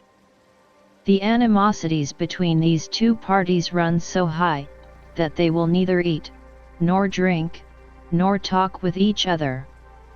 We compute the Tremexon, or high heels, to exceed us in number, but the power is wholly on our side. We apprehend His Imperial Highness, the heir to the crown, to have some tendency towards the high heels. At least we can plainly discover that one of his heels is higher than the other, which gives him a hobble in his gait. Now, in the midst of these intestine disquiets, we are threatened with an invasion from the island of Blefusco, which is the other great empire of the universe, almost as large and powerful as this of His Majesty. For as to what we have heard you affirm, that there are other kingdoms and states in the world inhabited by human creatures as large as yourself, our philosophers are in much doubt, and would rather conjecture that you dropped from the moon, or one of the stars,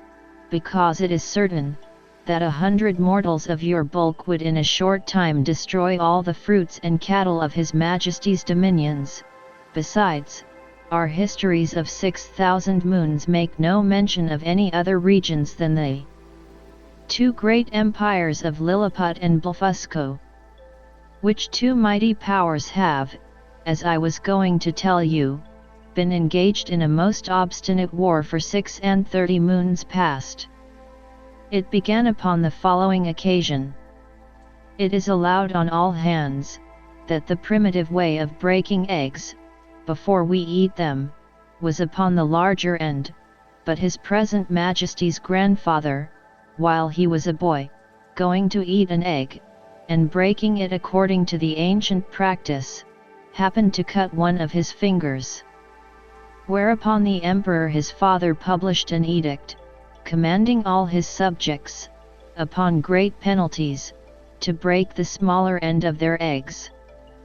The people so highly resented this law, that our histories tell us, there have been 6 rebellions raised on that account, wherein one emperor lost his life, and another his crown. These civil commotions were constantly fomented by the monarchs of Blefusco, and when they were quelled, the exiles always fled for refuge to that empire. It is computed that 11,000 persons have at several times suffered death, rather than submit to break their eggs at the smaller end. Many hundred large volumes have been published upon this controversy, but the books of the big Indians have been long forbidden, and the whole party rendered incapable by law of holding employments. During the course of these troubles, the emperors of Blefusca did frequently expostulate by their ambassadors, accusing us of making a schism in religion, by offending against a fundamental doctrine of our great prophet Lustrug, in the 54th chapter of the Blundikrul, which is their Alcoran. This, however, is thought to be a mere strain upon the text, for the words are these, that all true believers break their eggs at the convenient end. And which is the convenient end, seems, in my humble opinion, to be left to every man's conscience, or at least in the power of the chief magistrate to determine. Now, the big Indian exiles have found so much credit in the Emperor of Blefuscu's court, and so much private assistance and encouragement from their party here at home, that a bloody war has been carried on between the two empires for 36 moons, with various success, during which time we have lost 40 capital ships, and a greater number of smaller vessels, together with 30,000 of our best seamen and soldiers, and the damage received by the enemy is reckoned to be somewhat greater than ours. However, they have now equipped a numerous fleet, and are just preparing to make a descent upon us, and His Imperial Majesty, placing great confidence in your valor and strength, has commanded me to lay this account of his affairs before you. I desired the secretary to present my humble duty to the Emperor, and to let him know, that I thought it would not become me, who was a foreigner, to interfere with parties, but I was ready, with the hazard of my life, to defend his person and state against all invaders.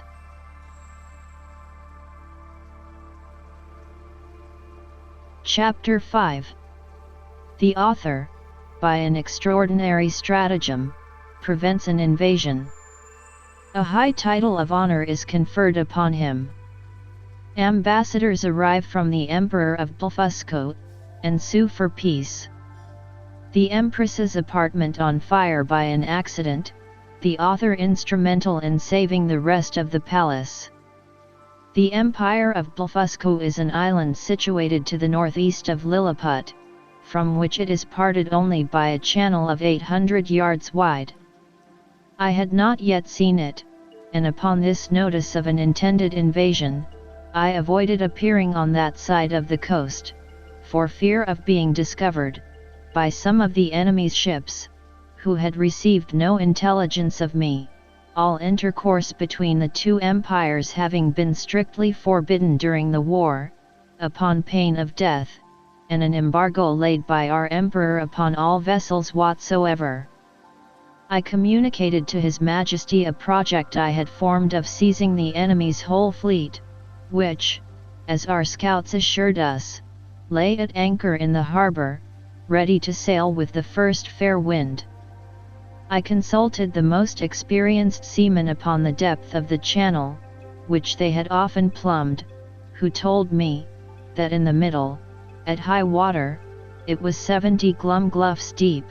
which is about 6 feet of European measure, and the rest of it 50 glumgluffs at most. I walked towards the northeast coast, over against Blefuscu,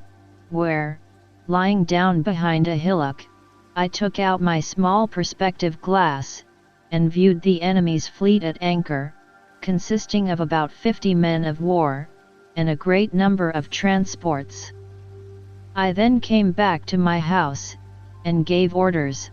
for which I had a warrant, for a great quantity of the strongest cable and bars of iron. The cable was about as thick as packthread, and the bars of the length and size of a knitting needle. I trebled the cable to make it stronger, and for the same reason I twisted 3 of the iron bars together, bending the extremities into a hook. Having thus fixed 50 hooks to as many cables, I went back to the northeast coast, and putting off my coat, shoes, and stockings, walked into the sea, in my leathern jerkin, about half an hour before high water. I waded with what haste I could, and swam in the middle about 30 yards, till I felt ground. I arrived at the fleet in less than half an hour. The enemy was so frightened when they saw me, that they leaped out of their ships, and swam to shore, where there could not be fewer than 30,000 souls. I then took my tackling, and, fastening a hook to the hole at the prow of each, I tied all the cords together at the end. While I was thus employed, the enemy discharged several thousand arrows, many of which stuck in my hands and face, and, beside the excessive smart, gave me much disturbance in my work. My greatest apprehension was for mine eyes, which I should have infallibly lost, if I had not suddenly thought of an expedient. I kept, among other little necessaries, a pair of spectacles in a private pocket, which, as I observed before, had escaped the emperor's searchers.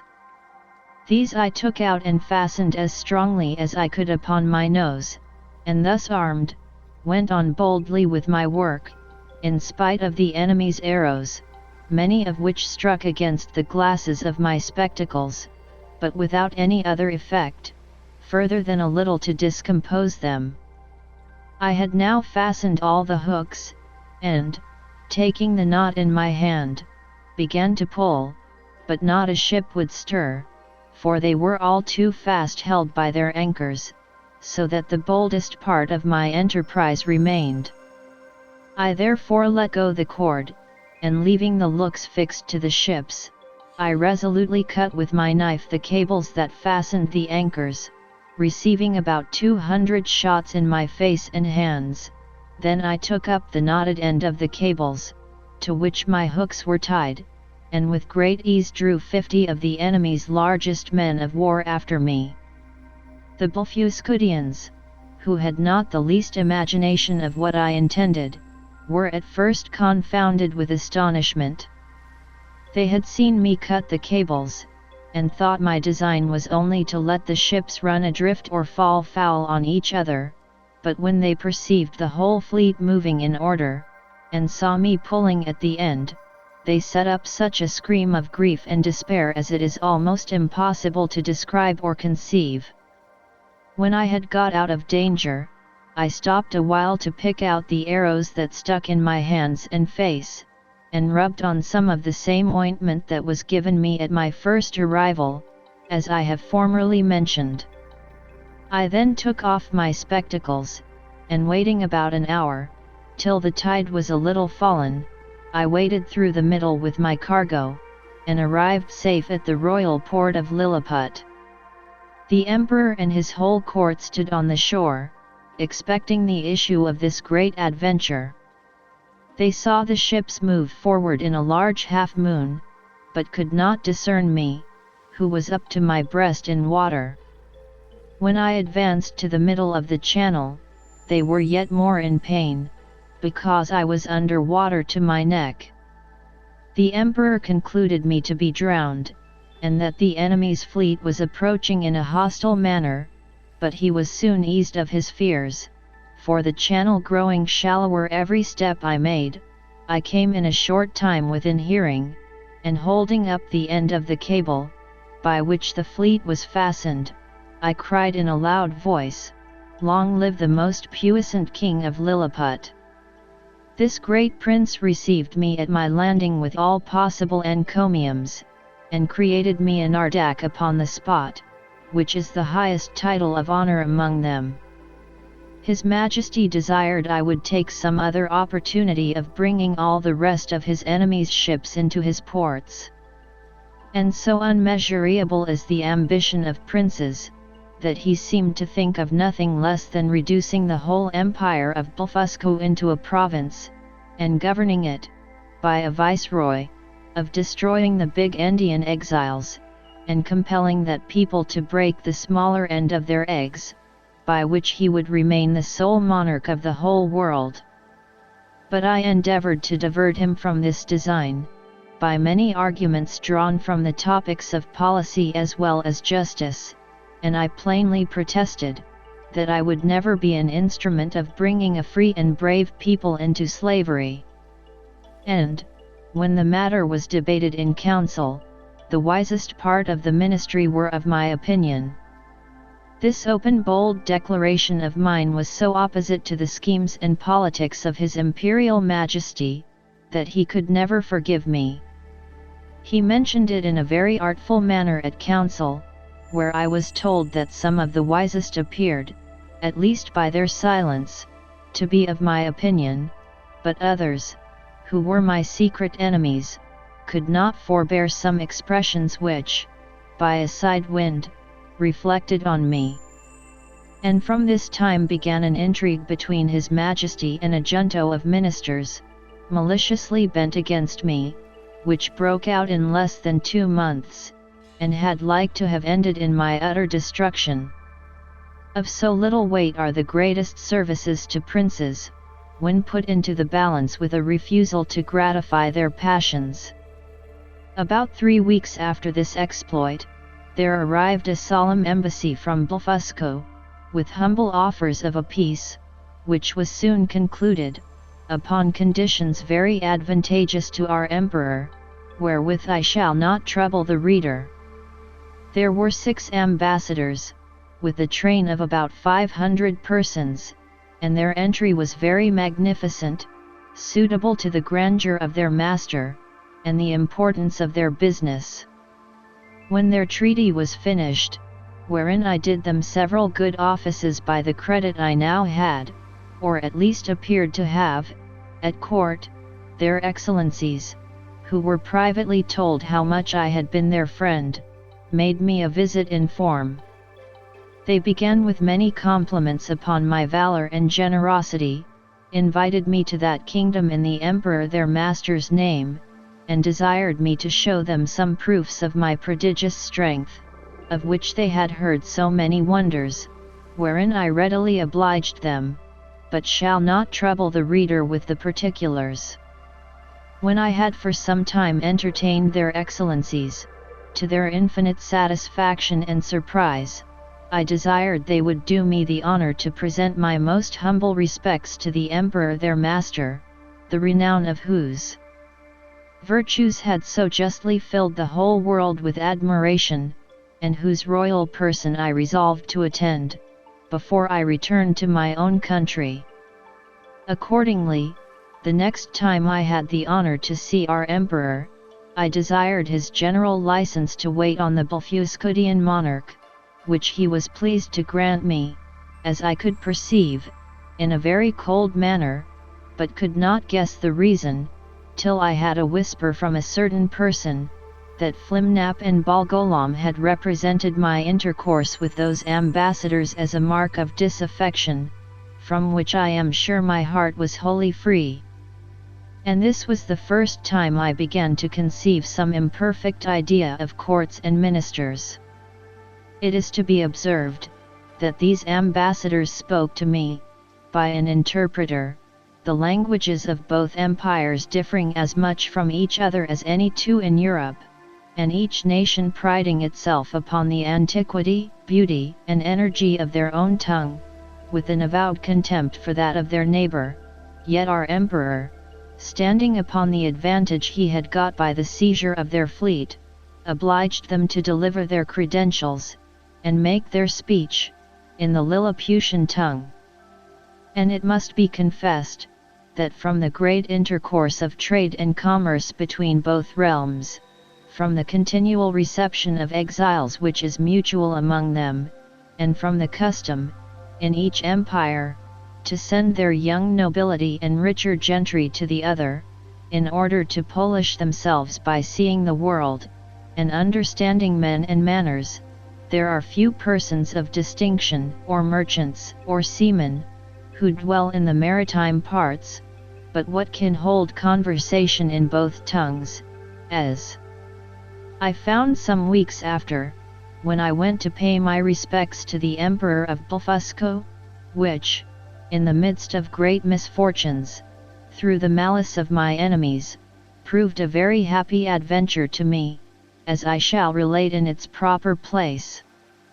The reader may remember, that when I signed those articles upon which I recovered my liberty, there were some which I disliked, upon account of their being too servile, neither could anything but an extreme necessity have forced me to submit. But being now an Ardak of the highest rank in that empire, such offices were looked upon as below my dignity, and the emperor, to do him justice, never once mentioned them to me. However, it was not long before I had an opportunity of doing His Majesty, at least as I then thought, a most signal service. I was alarmed at midnight with the cries of many hundred people at my door, by which, being suddenly awaked, I was in some kind of terror. I heard the word burglum repeated incessantly. Several of the emperor's court, making their way through the crowd, entreated me to come immediately to the palace, where her imperial majesty's apartment was on fire, by the carelessness of a maid of honor, who fell asleep while she was reading a romance. I got up in an instant, and orders being given to clear the way before me, and it being likewise a moonshine night, I made a shift to get to the palace without trampling on any of the people.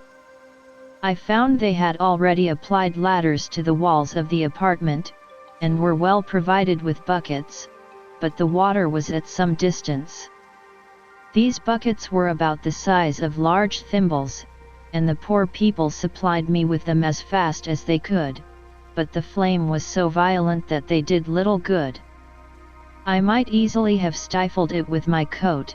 which I unfortunately left behind me for haste, and came away only in my leathern jerkin. The case seemed wholly desperate and deplorable, and this magnificent palace would have infallibly been burnt down to the ground, if, by a presence of mind unusual to me, I had not suddenly thought of an expedient. I had, the evening before, drunk plentifully of a most delicious wine called Glim, the Bulfuscudians call it Flunuc,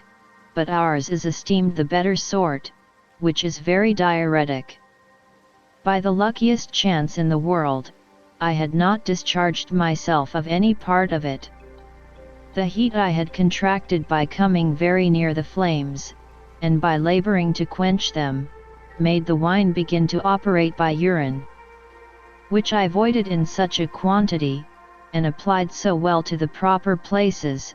that in 3 minutes the fire was wholly extinguished, and the rest of that noble pile, which had cost so many ages in erecting,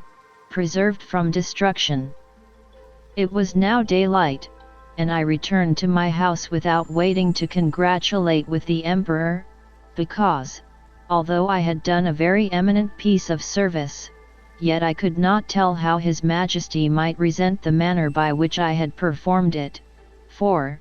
by the fundamental laws of the realm, it is capital in any person, of what quality soever, to make water within the precincts of the palace. But I was a little comforted by a message from His Majesty, that he would give orders to the Grand Justiciary for passing my pardon in form which, however, I could not obtain, and I was privately assured, that the Empress, conceiving the greatest abhorrence of what I had done, removed to the most distant side of the court, firmly resolved that those buildings should never be repaired for her use, and, in the presence of her chief confidants, could not forbear vowing revenge.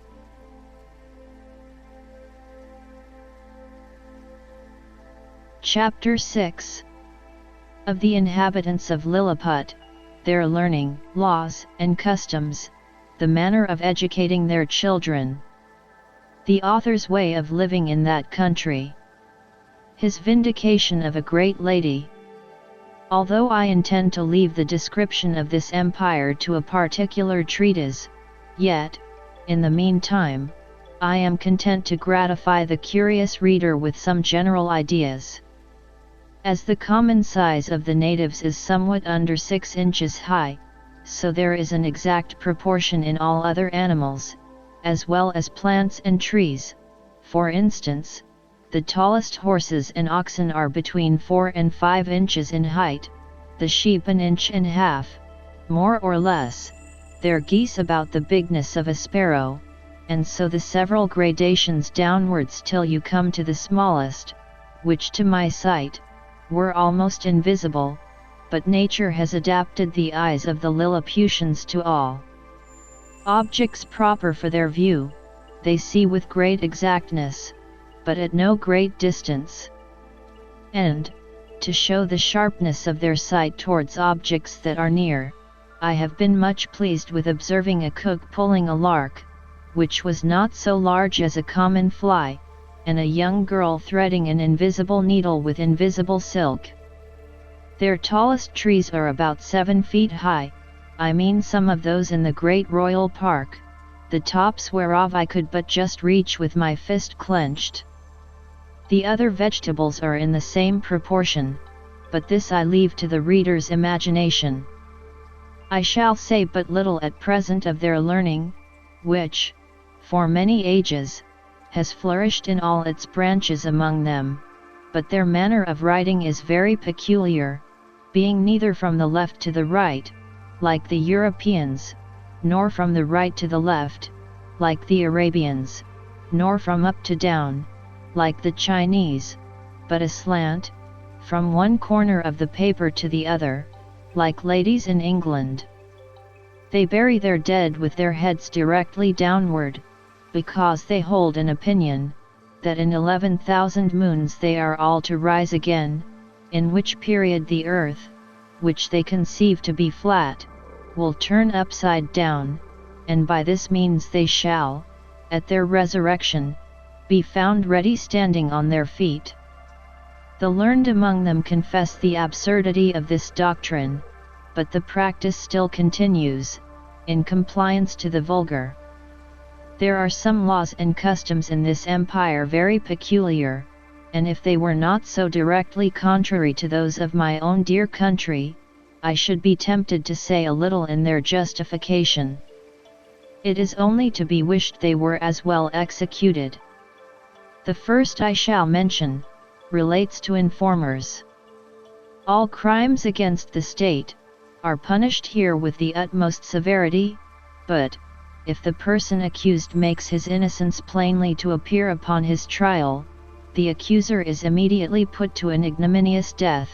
and out of his goods or lands the innocent person is quadruply recompensed for the loss of his time, for the danger he underwent, for the hardship of his imprisonment, and for all the charges he has been at in making his defense, or, if that fund be deficient, it is largely supplied by the Crown. The Emperor also confers on him some public mark of his favor, and proclamation is made of his innocence through the whole city. They look upon fraud as a greater crime than theft, and therefore seldom fail to punish it with death, for they allege, that care and vigilance, with a very common understanding, may preserve a man's goods from thieves, but honesty has no defense against superior cunning, and, since it is necessary that there should be a perpetual intercourse of buying and selling, and dealing upon credit, where fraud is permitted and connived at, or has no law to punish it, the honest dealer is always undone, and the knave gets the advantage. I remember, when I was once interceding with the Emperor for a criminal who had wronged his master of a great sum of money, which he had received by order and ran away with, and happening to tell his Majesty, by way of extenuation, that it was only a breach of trust, the Emperor thought it monstrous in me to offer as a defense the greatest aggravation of the crime, and truly I had little to say in return, farther than the common answer, that different nations had different customs, for, I confess, I was heartily ashamed. Although we usually call reward and punishment the two hinges upon which all government turns, yet I could never observe this maxim to be put in practice by any nation except that of Lilliput. Whoever can there bring sufficient proof, that he has strictly observed the laws of his country for 73 moons, has a claim to certain privileges, according to his quality or condition of life, with a proportionable sum of money out of a fund appropriated for that use. He likewise acquires the title of Snopel, or legal, which is added to his name, but does not descend to his posterity. And these people thought it a prodigious defect of policy among us, when I told them that our laws were enforced only by penalties, without any mention of reward. It is upon this account that the image of justice, in their courts of judicature, is formed with 6 eyes, 2 before, as many behind, and on each side 1, to signify circumspection, with a bag of gold open in her right hand, and a sword sheathed in her left, to show she is more disposed to reward than to punish.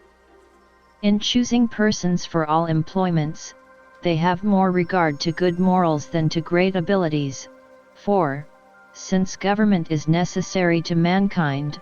they believe, that the common size of human understanding is fitted to some station or other, and that Providence never intended to make the management of public affairs a mystery to be comprehended only by a few persons of sublime genius, of which there seldom are 3 born in an age, but they suppose truth, justice, temperance, and the like, to be in every man's power, the practice of which virtues, assisted by experience and a good intention, would qualify any man for the service of his country, except where a course of study is required. But they thought the want of moral virtues was so far from being supplied by superior endowments of the mind, that employments could never be put into such dangerous hands as those of persons so qualified, and, at least, that the mistakes committed by ignorance, in a virtuous disposition, would never be of such fatal consequence to the public weal, as the practices of a man, whose inclinations led him to be corrupt, and who had great abilities to manage, to multiply, and defend his corruptions. In like manner, the disbelief of a divine providence renders a man incapable of holding any public station, for, since kings avow themselves to be the deputies of Providence, the Lilliputians think nothing can be more absurd than for a prince to employ such men as disown the authority under which he acts. In relating these and the following laws, I would only be understood to mean the original institutions, and not the most scandalous corruptions, into which these people are fallen by the degenerate nature of man. For, as to that infamous practice of acquiring great employments by dancing on the ropes, or badges of favor and distinction by leaping over sticks and creeping under them, the reader is to observe, that they were first introduced by the grandfather of the emperor now reigning, and grew to the present height by the gradual increase of party and faction. Ingratitude is among them a capital crime, as we read it to have been in some other countries, for they reason thus, that whoever makes ill returns to his benefactor, must needs be a common enemy to the rest of mankind, from whom he has received no obligation, and therefore such a man is not fit to live. Their notions relating to the duties of parents and children differ extremely from ours. For, since the conjunction of male and female is founded upon the great law of nature, in order to propagate and continue the species, the Lilliputians will needs have it, that men and women are joined together, like other animals, by the motives of concupiscence, and that their tenderness towards their young proceeds from the like natural principle, for which reason they will never allow that a child is under any obligation to his father for begetting him, or to his mother for bringing him into the world, which, considering the miseries of human life, was neither a benefit in itself, nor intended so by his parents, whose thoughts, in their love encounters, were otherwise employed. Upon these, and the like reasonings, their opinion is, that parents are the last of all others to be trusted with the education of their own children, and therefore they have in every town public nurseries, where all parents, except cottagers and laborers, are obliged to send their infants of both sexes to be reared and educated, when they come to the age of 20 moons, at which time they are supposed to have some rudiments of docility. These schools are of several kinds, suited to different qualities, and both sexes. They have certain professors well skilled in preparing children for such a condition of life as befits the rank of their parents, and their own capacities, as well as inclinations. I shall first say something of the male nurseries, and then of the female. The nurseries for males of noble or eminent birth are provided with grave and learned professors, and their several deputies. The clothes and food of the children are plain and simple. They are bred up in the principles of honor, justice, courage, modesty, clemency, religion, and love of their country. They are always employed in some business, except in the times of eating and sleeping, which are very short, and 2 hours for diversions consisting of bodily exercises. They are dressed by men till 4 years of age, and then are obliged to dress themselves, although their quality be ever so great, and the women attendant, who are aged proportionably to ours at 50, perform only the most menial offices. They are never suffered to converse with servants, but go together in smaller or greater numbers to take their diversions, and always in the presence of a professor, or one of his deputies, whereby they avoid those early bad impressions of folly and vice, to which our children are subject. Their parents are suffered to see them only twice a year. The visit is to last but an hour. They are allowed to kiss the child at meeting and parting, but a professor, who always stands by on those occasions, will not suffer them to whisper, or use any fondling expressions, or bring any presents of toys, sweetmeats, and the like. The pension from each family for the education and entertainment of a child, upon failure of due payment, is levied by the emperor's officers. The nurseries for children of ordinary gentlemen, merchants, traders, and handicrafts, are managed proportionably after the same manner. Only those designed for trades are put out apprentices at 11 years old, whereas those of persons of quality continue in their exercises till 15, which answers to 21 with us, but the confinement is gradually lessened for the last 3 years. In the female nurseries, the young girls of quality are educated much like the males, only they are dressed by orderly servants of their own sex, but always in the presence of a professor or deputy, till they come to dress themselves, which is at 5 years old. And if it be found that these nurses ever presume to entertain the girls with frightful or foolish stories, or the common follies practiced by chambermaids among us, they are publicly whipped thrice about the city, imprisoned for a year, and banished for life to the most desolate part of the country. Thus the young ladies are as much ashamed of being cowards and fools as the men, and despise all personal ornaments, beyond decency and cleanliness.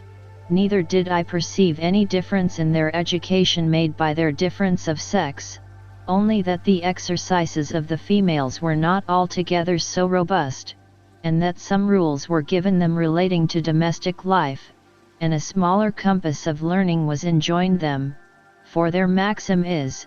that among peoples of quality, a wife should be always a reasonable and agreeable companion, because she cannot always be young. When the girls are 12 years old, which among them is the marriageable age, their parents or guardians take them home, with great expressions of gratitude to the professors, and seldom without tears of the young lady and her companions. In the nurseries of females of the meaner sort, the children are instructed in all kinds of works proper for their sex, and their several degrees. Those intended for apprentices are dismissed at 7 years old, the rest are kept to 11. The meaner families who have children at these nurseries, are obliged, besides their annual pension, which is as low as possible, to return to the steward of the nursery a small monthly share of their gettings, to be a portion for the child, and therefore all parents are limited in their expenses by the law. For the Lilliputians think nothing can be more unjust, than for people, in subservience to their own appetites, to bring children into the world, and leave the burthen of supporting them on the public. As to persons of quality, they give security to appropriate a certain sum for each child, suitable to their condition, and these funds are always managed with good husbandry and the most exact justice. The cottagers and labourers keep their children at home, their business being only to till and cultivate the earth, and therefore their education is of little consequence to the public, but the old and diseased among them are supported by hospitals, for begging is a trade unknown in this empire. And here it may, perhaps, divert the curious reader, to give some account of my domestics, and my manner of living in this country, during a residence of 9 months, and 13 days.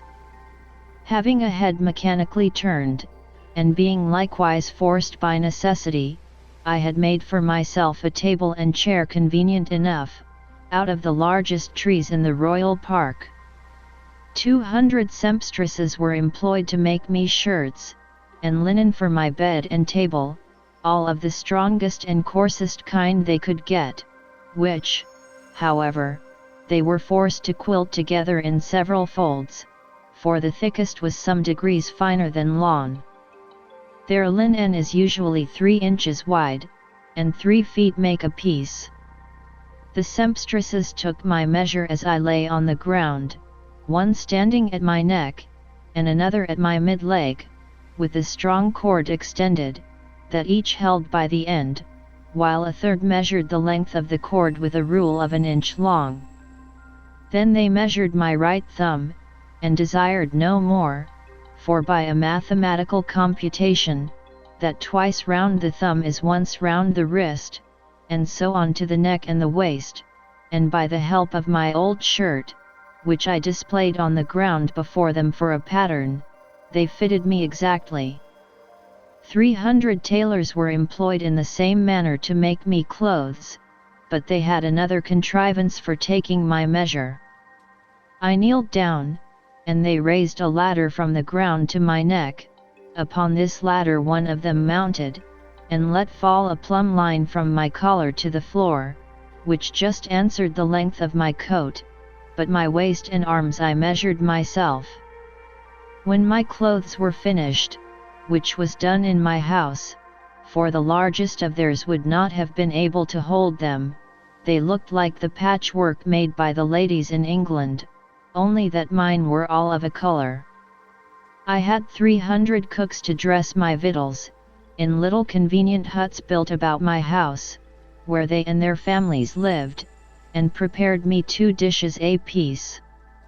I took up 20 waiters in my hand, and placed them on the table, 100 more attended below on the ground, some with dishes of meat, and some with barrels of wine and other liquors slung on their shoulders, all which the waiters above drew up, as I wanted, in a very ingenious manner, by certain cords, as we draw the bucket up a well in Europe.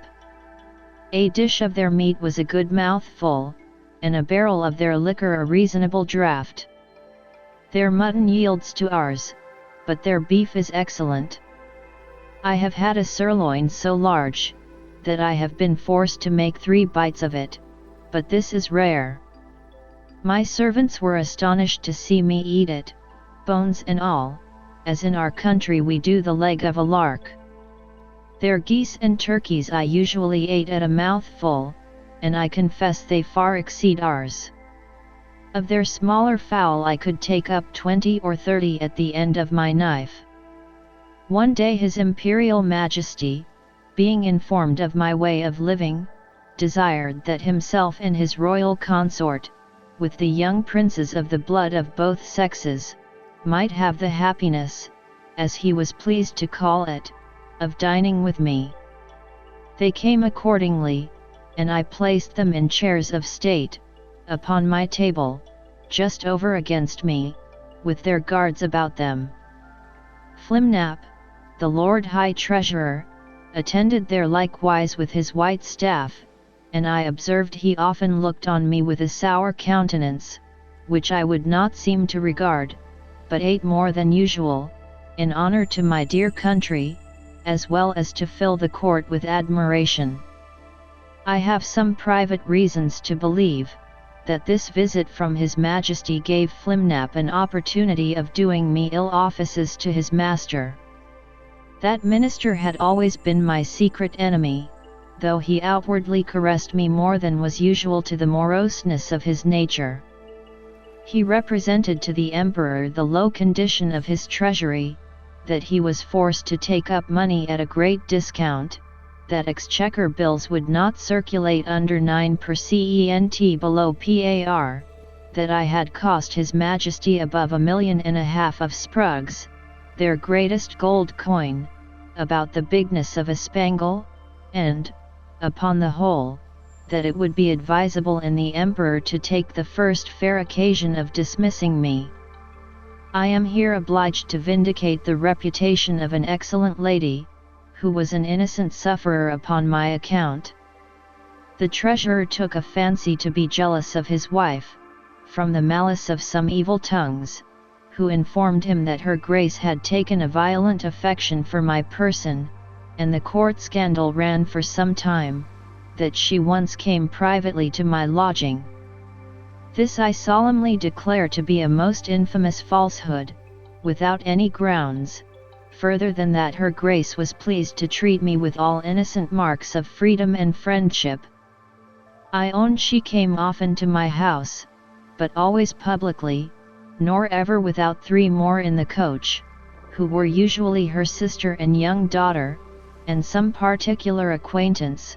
but this was common to many other ladies of the court.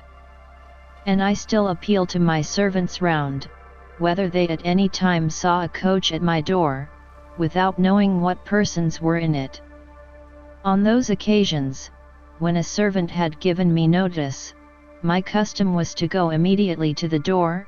and, after paying my respects, to take up the coach and 2 horses very carefully in my hands, for, if there were 6 horses, the postilion always unharnessed 4, and placed them on a table, where I had fixed a movable rim quite round, of 5 inches high, to prevent accidents. And I have often had 4 coaches and horses at once on my table, full of company, while I sat in my chair, leaning my face towards them, and when I was engaged with one set, the coachman would gently drive the others round my table. I have passed many an afternoon very agreeably in these conversations. But I defy the treasurer, or his 2 informers, I will name them, and let them make the best of it, Clustrel and Drunlow, to prove that any person ever came to me incognito, except the secretary Dressel, who was sent by express command of His Imperial Majesty, as I have before related. I should not have dwelt so long upon this particular, if it had not been a point wherein the reputation of a great lady is so nearly concerned, to say nothing of my own, though I then had the honor to be an Ardac, which the treasurer himself is not, for all the world knows, that he is only a glum, a title inferior by 1 degree, as that of a marquis is to a duke in England, yet I allow he preceded me in right of his post. These false informations, which I afterwards came to the knowledge of by an accident not proper to mention, made the treasurer show his lady for some time an ill countenance, and me a worse, and although he was at last undeceived and reconciled to her, yet I lost all credit with him, and found my interest decline very fast with the emperor himself, who was, indeed, too much governed by that favourite. Chapter 7. The author, being informed of a design to accuse him of high treason, makes his escape to Blefusco. His reception there. Before I proceed to give an account of my leaving this kingdom, it may be proper to inform the reader of a private intrigue which had been for 2 months forming against me. I had been hitherto, all my life, a stranger to courts, for which I was unqualified by the meanness of my condition. I had indeed heard and read enough of the dispositions of great princes and ministers, but never expected to have found such terrible effects of them, in so remote a country, governed, as I thought, by very different maxims from those in Europe. When I was just preparing to pay my attendance on the Emperor of Blefusco, a considerable person at court, to whom I had been very serviceable, at a time when he lay under the highest displeasure of his Imperial Majesty, came to my house very privately at night, in a close chair, and, without sending his name, desired admittance. The chairmen were dismissed. I put the chair, with his lordship in it, into my coat pocket, and, giving orders to a trusty servant, to say I was indisposed and gone to sleep, I fastened the door of my house, placed the chair on the table, according to my usual custom, and sat down by it. After the common salutations were over, observing his lordship's countenance full of concern, and inquiring into the reason, he desired I would hear him with patience, in a matter that highly concerned my honor and my life. His speech was to the following effect, for I took notes of it as soon as he left me. You are to know, said he, that several committees of council have been lately called, in the most private manner, on your account, and it is but 2 days since His Majesty came to a full resolution. You are very sensible that Skyrish Bolgolam, Galbot, or High Admiral, has been your mortal enemy, almost ever since your arrival. His original reasons I know not, but his hatred is increased since your great success against Blefusco, by which his glory as admiral is much obscured. This lord, in conjunction with Flimnap the High Treasurer, whose enmity against you is notorious on account of his lady, Limtok the General, Lalkin the Chamberlain, and Bamuff the Grand Justiciary, have prepared articles of impeachment against you, for treason and other capital crimes. This preface made me so impatient, being conscious of my own merits and innocence, that I was going to interrupt him, when he entreated me to be silent, and thus proceeded. Out of gratitude for the favors you have done me, I procured information of the whole proceedings, and a copy of the articles, wherein I venture my head for your service. Articles of impeachment against Quinbus Flustrin, the Man Mountain. Article 1. Whereas, by a statute made in the reign of His Imperial Majesty Callan de Farpluan, it is enacted, that,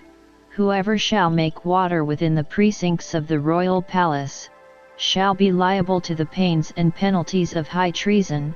notwithstanding, the said Quinbus Flustrin, in open breach of the said law, under colour of extinguishing the fire kindled in the apartment of His Majesty's most dear imperial consort, did maliciously, traitorously, and devilishly, by discharge of his urine, put out the said fire kindled in the said apartment, lying and being within the precincts of the said royal palace, against the statute in that case provided, etc. against the duty, etc. Article 2. That the said Quinbus Flustrin, having brought the imperial fleet of Blefusco into the royal port, and being afterwards commanded by His Imperial Majesty to seize all the other ships of the said Empire of Blefusco, and reduce that empire to a province, to be governed by a viceroy from hence, and to destroy and put to death, not only all the Byzantine exiles, but likewise all the people of that empire who would not immediately forsake the big Endian heresy, he, the said Flustrin, like a false traitor against his most auspicious, serene, imperial majesty, did petition to be excused from the said service, upon pretense of unwillingness to force the consciences, or destroy the liberties and lives of an innocent people. Article 3. That, whereas certain ambassadors arrived from the court of Blefuscu, to sue for peace in His Majesty's court, he, the said Flustrin, did, like a false traitor, aid, abet, comfort, and divert, the said ambassadors, although he knew them to be servants to a prince who was lately an open enemy to His Imperial Majesty, and in an open war against His said Majesty. Article 4. That the said Quinbus Flustrin, contrary to the duty of a faithful subject, is now preparing to make a voyage to the court and empire of Blefuscu, for which he has received only verbal license from His Imperial Majesty, and, under color of the said license, does falsely and traitorously intend to take the said voyage, and thereby to aid, comfort, and abet the Emperor of Blefuscu, so lately an enemy, and in open war with His Imperial Majesty aforesaid. There are some other articles,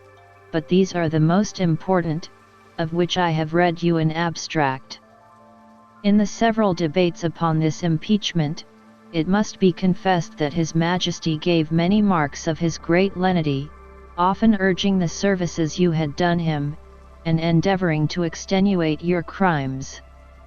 The Treasurer and Admiral insisted that you should be put to the most painful and ignominious death, by setting fire to your house at night, and the General was to attend with 20,000 men, armed with poisoned arrows, to shoot you on the face and hands. Some of your servants were to have private orders to strew a poisonous juice on your shirts and sheets, which would soon make you tear your own flesh, and die in the utmost torture. The General came into the same opinion, so that for a long time there was a majority against you, but His Majesty resolving, if possible, to spare your life, at last brought off the Chamberlain. Upon this incident, Roldressel, Principal Secretary for Private Affairs, who always approved himself your true friend, was commanded by the Emperor to deliver his opinion, which he accordingly did, and therein justified the good thoughts you have of him. He allowed your crimes to be great, but that still there was room for mercy, the most commendable virtue in a prince, and for which His Majesty was so justly celebrated. He said, the friendship between you and him was so well known to the world, that perhaps the most honorable board might think him partial. However, in obedience to the command he had received, he would freely offer his sentiments. That if His Majesty, in consideration of your services, and pursuant to his own merciful disposition, would please to spare your life, and only give orders to put out both your eyes, he humbly conceived, that by this expedient justice might in some measure be satisfied, and all the world would applaud the lenity of the Emperor, as well as the fair and generous proceedings of those who have the honor to be his counselors. That the loss of your eyes would be no impediment to your bodily strength, by which you might still be useful to His Majesty, that blindness is an addition to courage, by concealing dangers from us, that the fear you had for your eyes, was the greatest difficulty in bringing over the enemy's fleet, and it would be sufficient for you to see by the eyes of the ministers, since the greatest princes do no more. This proposal was received with the utmost disapprobation by the whole board. Bolgolam, the admiral, could not preserve his temper, but, rising up in fury, said, he wondered how the secretary durst presume to give his opinion for preserving the life of a traitor, that the services you had performed were, by all true reasons of state, the great aggravation of your crimes, that you, who were able to extinguish the fire by discharge of urine in Her Majesty's apartment, which he mentioned with horror, might, at another time, raise an inundation by the same means, to drown The whole palace, and the same strength which enabled you to bring over the enemy's fleet, might serve, upon the first discontent, to carry it back, that he had good reasons to think you were a big Indian in your heart, and, as treason begins in the heart, before it appears in overt acts, so he accused you as a traitor on that account, and therefore insisted you should be put to death. The treasurer was of the same opinion. He showed to what straits his Majesty's revenue was reduced, by the charge of maintaining you, which would soon grow insupportable, that the secretary's expedient of putting out your eyes, was so far from being a remedy against this evil, that it would probably increase it, as is manifest from the common practice of blinding some kind of fowls, after which they fed the faster, and grew sooner fat, that his sacred Majesty and the council, who are your judges, were, in their own consciences, fully convinced of your guilt, which was a sufficient argument to condemn you to death, without the formal proofs required by the strict letter of the law. But His Imperial Majesty, fully determined against capital punishment, was graciously pleased to say, that since the council thought the loss of your eyes too easy a censure, some other way may be inflicted hereafter. And your friend the secretary, humbly desiring to be heard again, in answer to what the treasurer had objected, concerning the great charge His Majesty was at in maintaining you, said, that His Excellency, who had the sole disposal of the Emperor's revenue, might easily provide against that evil, by gradually lessening your establishment, by which, for want of sufficient for you would grow weak and faint, and lose your appetite, and consequently, decay, and consume in a few months, neither would the stench of your carcass be then so dangerous, when it should become more than half diminished, and immediately upon your death 5 or 6 thousand of His Majesty's subjects might, in 2 or 3 days, cut your flesh from your bones, take it away by cart loads, and bury it in distant parts, to prevent infection, leaving the skeleton as a monument of admiration to posterity. Thus, by the great friendship of the secretary, the whole affair was compromised.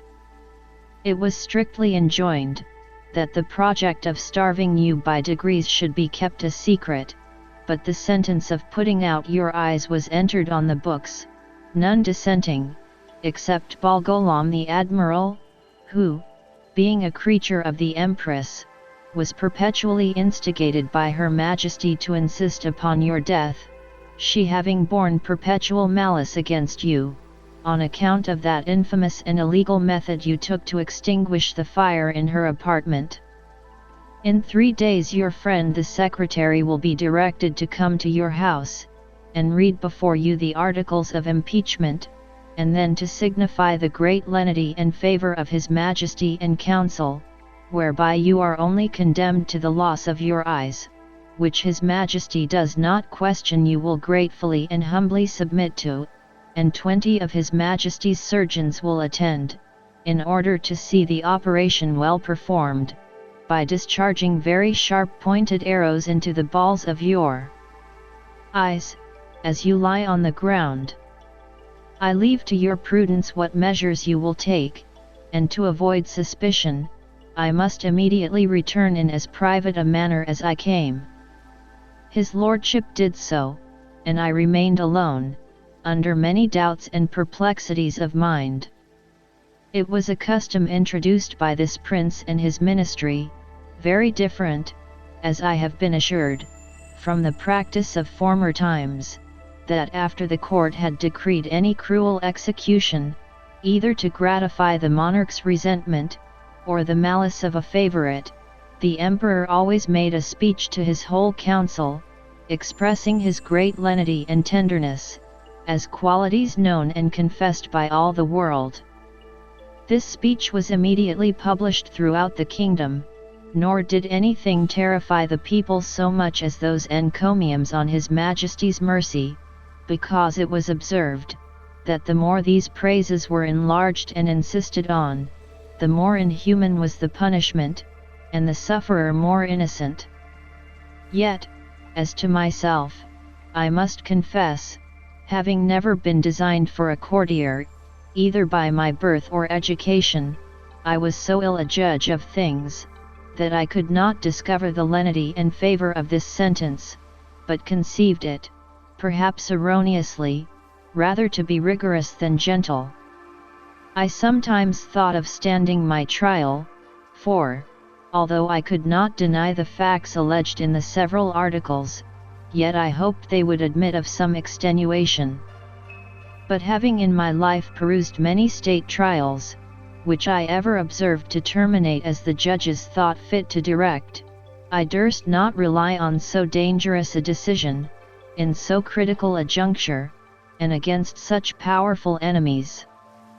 Once I was strongly bent upon resistance, for, while I had liberty, the whole strength of that empire could hardly subdue me, and I might easily with stones pelt the metropolis to pieces, but I soon rejected that project with horror, by remembering the oath I had made to the emperor, the favors I received from him, and the high title of Nardak he conferred upon me. Neither had I so soon learned the gratitude of courtiers, to persuade myself, that His Majesty's present 70s acquitted me of all past obligations. At last, I fixed upon a resolution, for which it is probable I may incur some censure, and not unjustly, for I confess I owe the preserving of mine eyes, and consequently my liberty, to my own great rashness and want of experience, because, if I had then known the nature of princes and ministers, which I have since observed in many other courts, and their methods of treating criminals less obnoxious than myself, I should, with great alacrity and readiness, have submitted to so easy a punishment. But hurried on by the precipitancy of youth, and having His Imperial Majesty's license to pay my attendance upon the Emperor of Blefuscu, I took this opportunity, before the 3 days were elapsed, to send a letter to my friend the Secretary, signifying my resolution of setting out that morning for Blefuscu, pursuant to the leave I had got, and, without waiting for an answer, I went to that side of the island where our fleet lay. I seized a large man of war, tied a cable to the prow, and, lifting up the anchors, I stripped myself, put my clothes, together with my coverlet, which I carried under my arm, into the vessel, and, drawing it after me, between wading and swimming arrived at the royal port of Blefuscu, where the people had long expected me. They lent me 2 guides to direct me to the capital city, which is of the same name. I held them in my hands, till I came within 200 yards of the gate, and desired them to signify my arrival to one of the secretaries, and let him know, I there waited His Majesty's command. I had an answer in about an hour, that His Majesty, attended by the royal family, and great officers of the court, was coming out to receive me. I advanced 100 yards. The Emperor and his train alighted from their horses, the Empress and ladies from their coaches, and I did not perceive they were in any fright or concern. I lay on the ground to kiss His Majesty's and the Empress's hands. I told His Majesty, that I was come according to my promise, and with the license of the Emperor my master, to have the honor of seeing so mighty a monarch, and to offer him any service in my power, consistent with my duty to my own prince, not mentioning a word of my disgrace,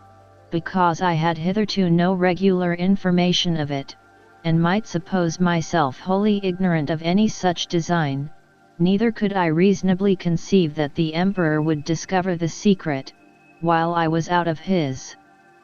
power, wherein, however, it soon appeared I was deceived. I shall not trouble the reader with the particular account of my reception at this court, which was suitable to the generosity of so great a prince, nor of the difficulties I was in for want of a house and bed, being forced to lie on the ground, wrapped up in my coverlet. Chapter 8. The author, by a lucky accident, finds means to leave Blefuscu, and, after some difficulties, returns safe to his native country.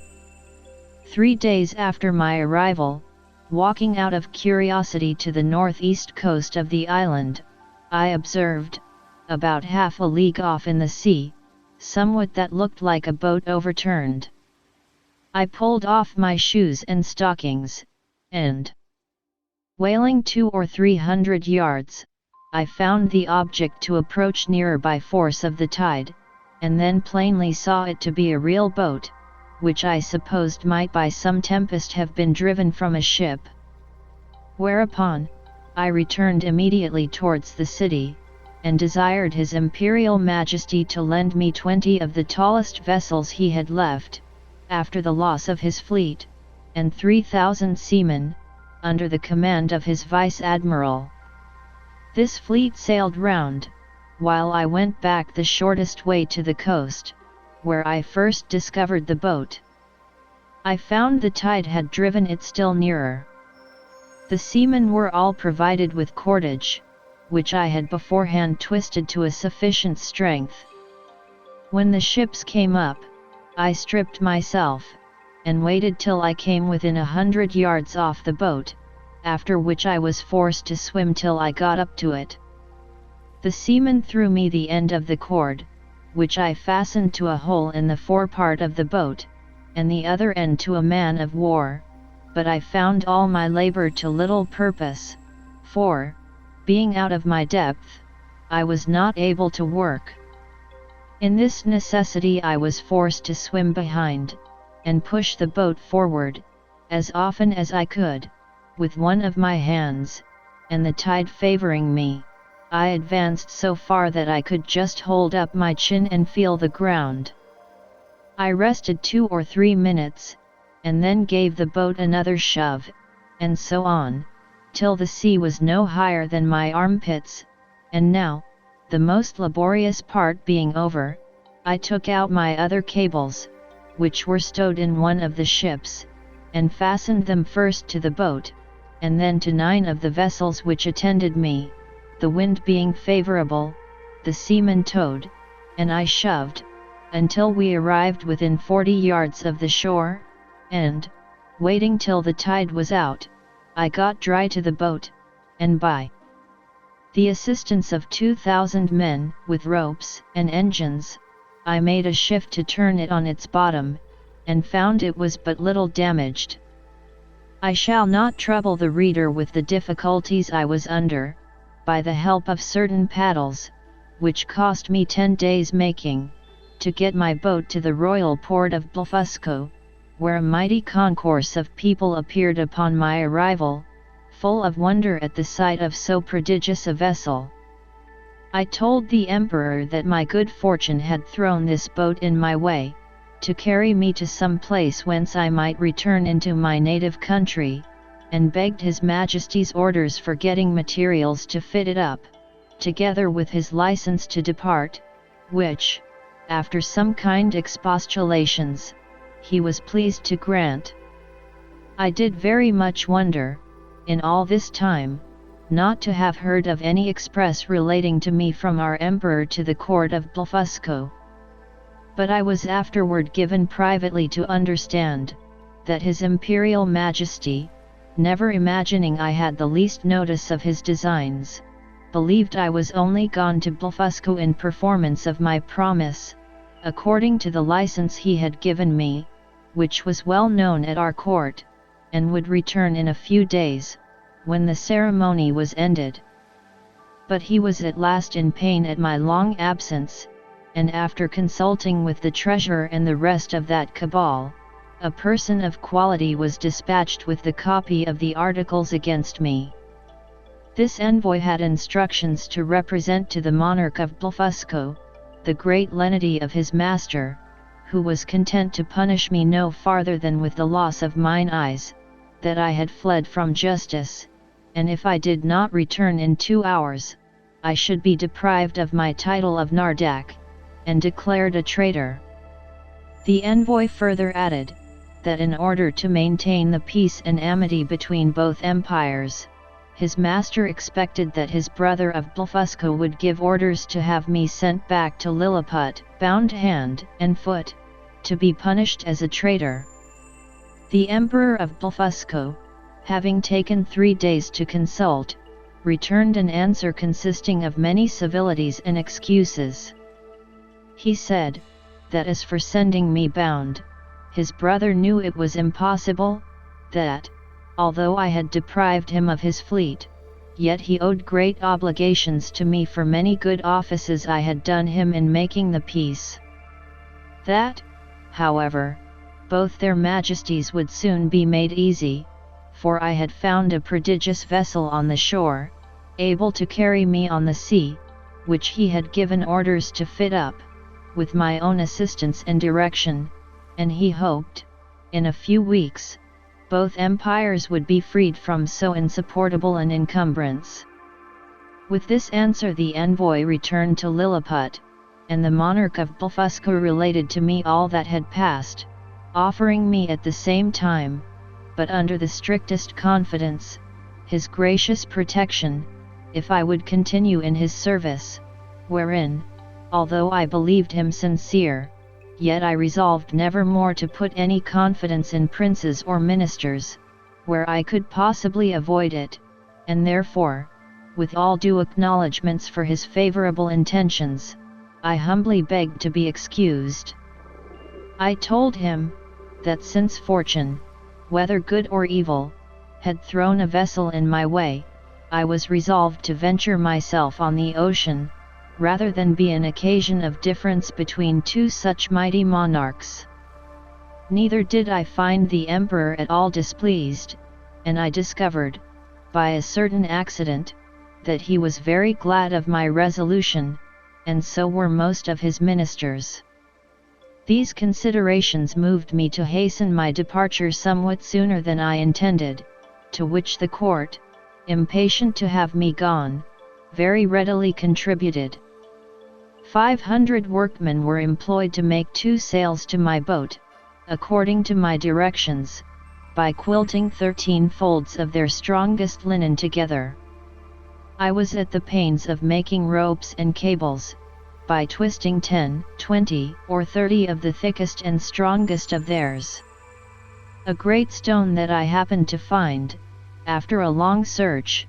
by the seashore, served me for an anchor. I had the tallow of 300 cows, for greasing my boat, and other uses.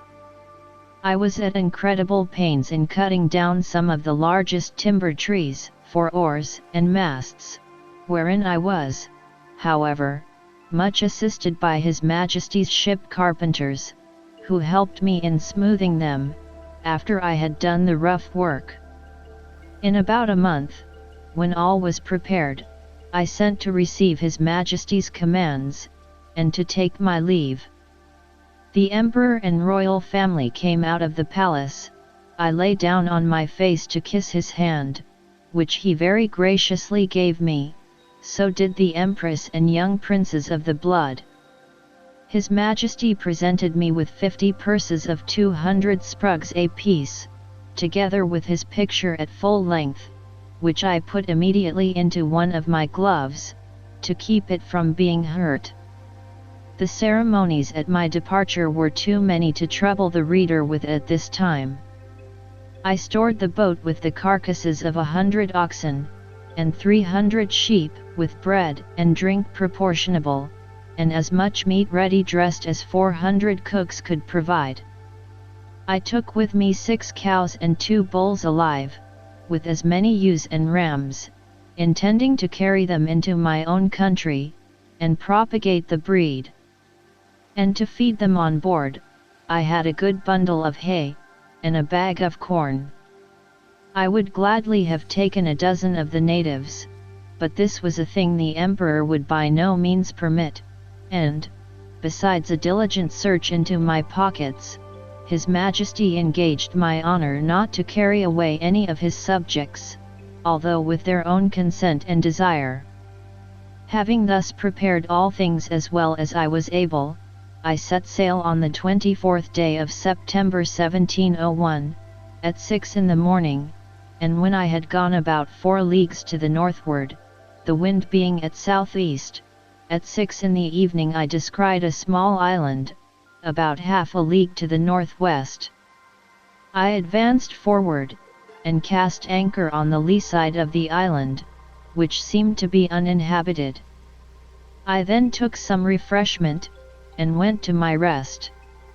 I slept well, and as I conjectured at least 6 hours, for I found the day broke in 2 hours after I awaked. It was a clear night. I ate my breakfast before the sun was up, and heaving anchor, the wind being favorable, I steered the same course that I had done the day before, wherein I was directed by my pocket compass. My intention was to reach, if possible, one of those islands, which I had reason to believe lay to the northeast of Van Diemen's Land. I discovered nothing all that day, but upon the next, about 3 in the afternoon, when I had by my computation made 24 leagues from Blefusco, I descried a sail steering to the southeast. My course was due east. I hailed her, but could get no answer, yet I found I gained upon her, for the wind slackened. I made all the sail I could, and in half an hour she spied me, then hung out her ancient, and discharged a gun. It is not easy to express the joy I was in, upon the unexpected hope of once more seeing my beloved country, and the dear pledges I left in it. The ship slackened her sails, and I came up with her between 5 and 6 in the evening, September 26th, but my heart leaped within me to see her English colours. I put my cows and sheep into my coat pockets, and got on board with all my little cargo of provisions. The vessel was an English merchantman, returning from Japan by the North and South Seas. The captain, Mr. John Biddle, of Deptford, a very civil man, and an excellent sailor. We were now in the latitude of 30 degrees south. There were about 50 men in the ship, and here I met an old comrade of mine, one Peter Williams, who gave me a good character to the captain. This gentleman treated me with kindness, and desired I would let him know what place I came from last, and whither I was bound, which I did in a few words, but he thought I was raving, and that the dangers I underwent had disturbed my head, whereupon I took my black cattle and sheep out of my pocket, which, after great astonishment, clearly convinced him of my veracity.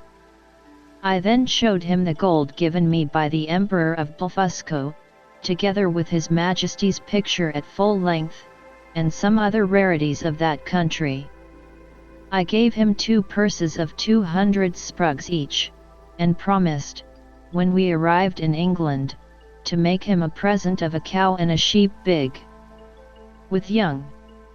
I shall not trouble the reader with a particular account of this voyage, which was very prosperous for the most part. We arrived in the Downs on the 13th of April, 1702. I had only one misfortune, that the rats on board carried away one of my sheep. I found her bones in a hole, picked clean from the flesh. The rest of my cattle I got safe ashore, and set them grazing in a bowling green at Greenwich, where the fineness of the grass made them feed very heartily. Though I had always feared the contrary, neither could I possibly have preserved them in so long a voyage, if the captain had not allowed me some of his best biscuit, which, rubbed to powder, and mingled with water, was their constant food. The short time I continued in England, I made a considerable profit by showing my cattle to many persons of quality and others, and before I began my second voyage, I sold them for £600. Since my last return I find the breed is considerably increased, especially the sheep, which I hope will prove much to the advantage of the woolen manufacture, by the fineness of the fleeces. I stayed but 2 months with my wife and family, for my insatiable desire of seeing foreign countries would suffer me to continue no longer.